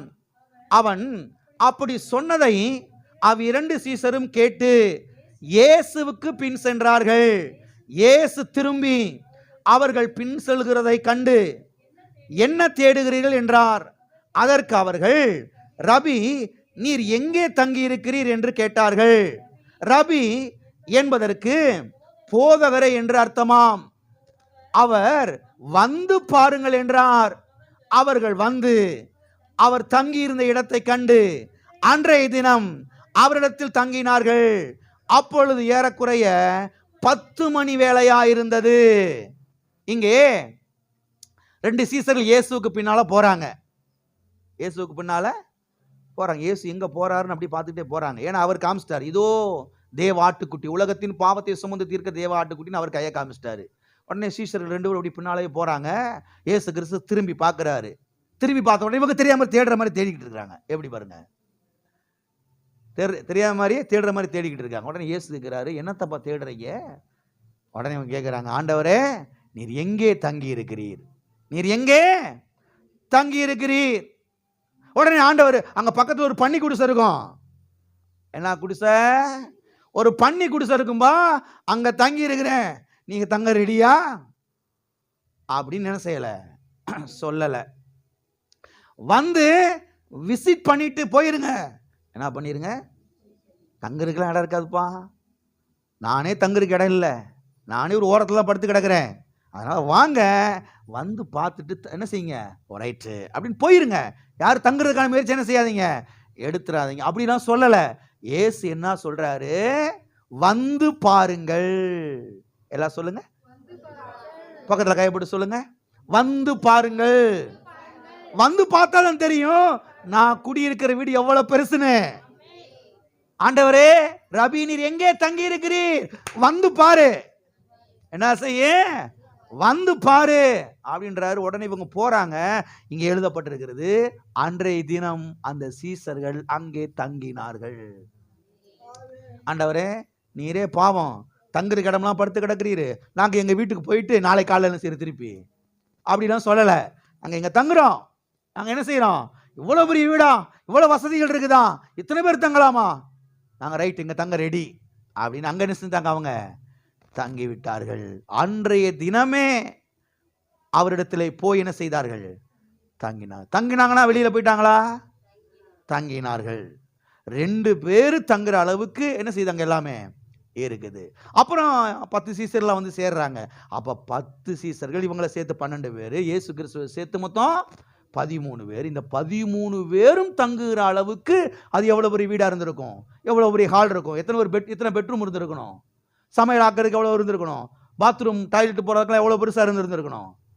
அப்ப இயேசு கிறிஸ்து குடியிருந்த வீடு எவ்வளவு பெரிய வீடு. இவ்வளவு பெரிய வீடை கட்ட நீங்க ரெடியா? உங்க பிள்ளை, இன்னொரு பிள்ளை, அவங்கெல்லாம் வந்து தங்குறதுக்கு, அவங்களுக்கு குழந்தை குட்டி பிறந்தா பேரம்பேத்தியெல்லாம் வந்து தங்குறதுக்கு, அப்படிலாம் ஒரு வீடை கட்டி வைக்கிறது எவ்வளவு நல்லா இருக்குது பாருங்க.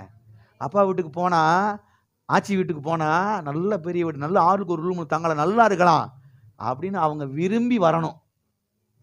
பாவம் அம்மாவே அப்பாவே கஷ்டப்படுறாங்க அப்படின்ற மாதிரி என்ன செய்யக்கூடாது இருக்க. இதெல்லாம் நீங்க ஆசைப்படணும், நல்ல ஆசைகள். இதெல்லாம் என்னதுங்க, நல்ல ஆசைகள். ஆமென். எனவே இயேசு கிறிஸ்து இந்த பூமியிலே வாழ்ந்த பொழுது, ஊழியத்துக்கு வந்த பிறகு வீடு இல்லாமல், இடம் இல்லாமல் வாழவில்லை. நல்ல ஒரு வீட்டிலே தான் குடியிருந்தார், நல்ல ஒரு வீட்டிலே தான் அவர் வாழ்ந்தார். பிளாட்பாரத்தில் என்ன செய்யல, வாழவில்லை என்பதை திட்டவட்டமாய் நீங்கள் புரிந்து கொள்ளுங்கள். ஆமென். ஏன் இதை இவ்வளவு தூரம் விளக்கி சொல்ல வேண்டியதாக இருக்கிறது என்றால், யாருமே பிளாட்பாரத்தில் குடியிருப்பது தேவனுடைய சித்தம் அல்ல. எல்லாருமே நல்ல வீட்டில் குடியிருப்பது தேவனுடைய சித்தம். ஆமென். இதை யாரெல்லாம் விசுவாசிக்கிறீர்களோ அவர்களுக்கு நல்ல வீடு சீக்கிரம் வந்துடும். இடத்தை வாங்குவீங்க, வீடை கட்டுவீங்க, இல்லை அப்படிப்பட்ட ஒரு வீடவே வாங்குவீங்க. இயேசு நாமத்தில் நான் வந்து திறந்து வைப்பேன். ஆமென்.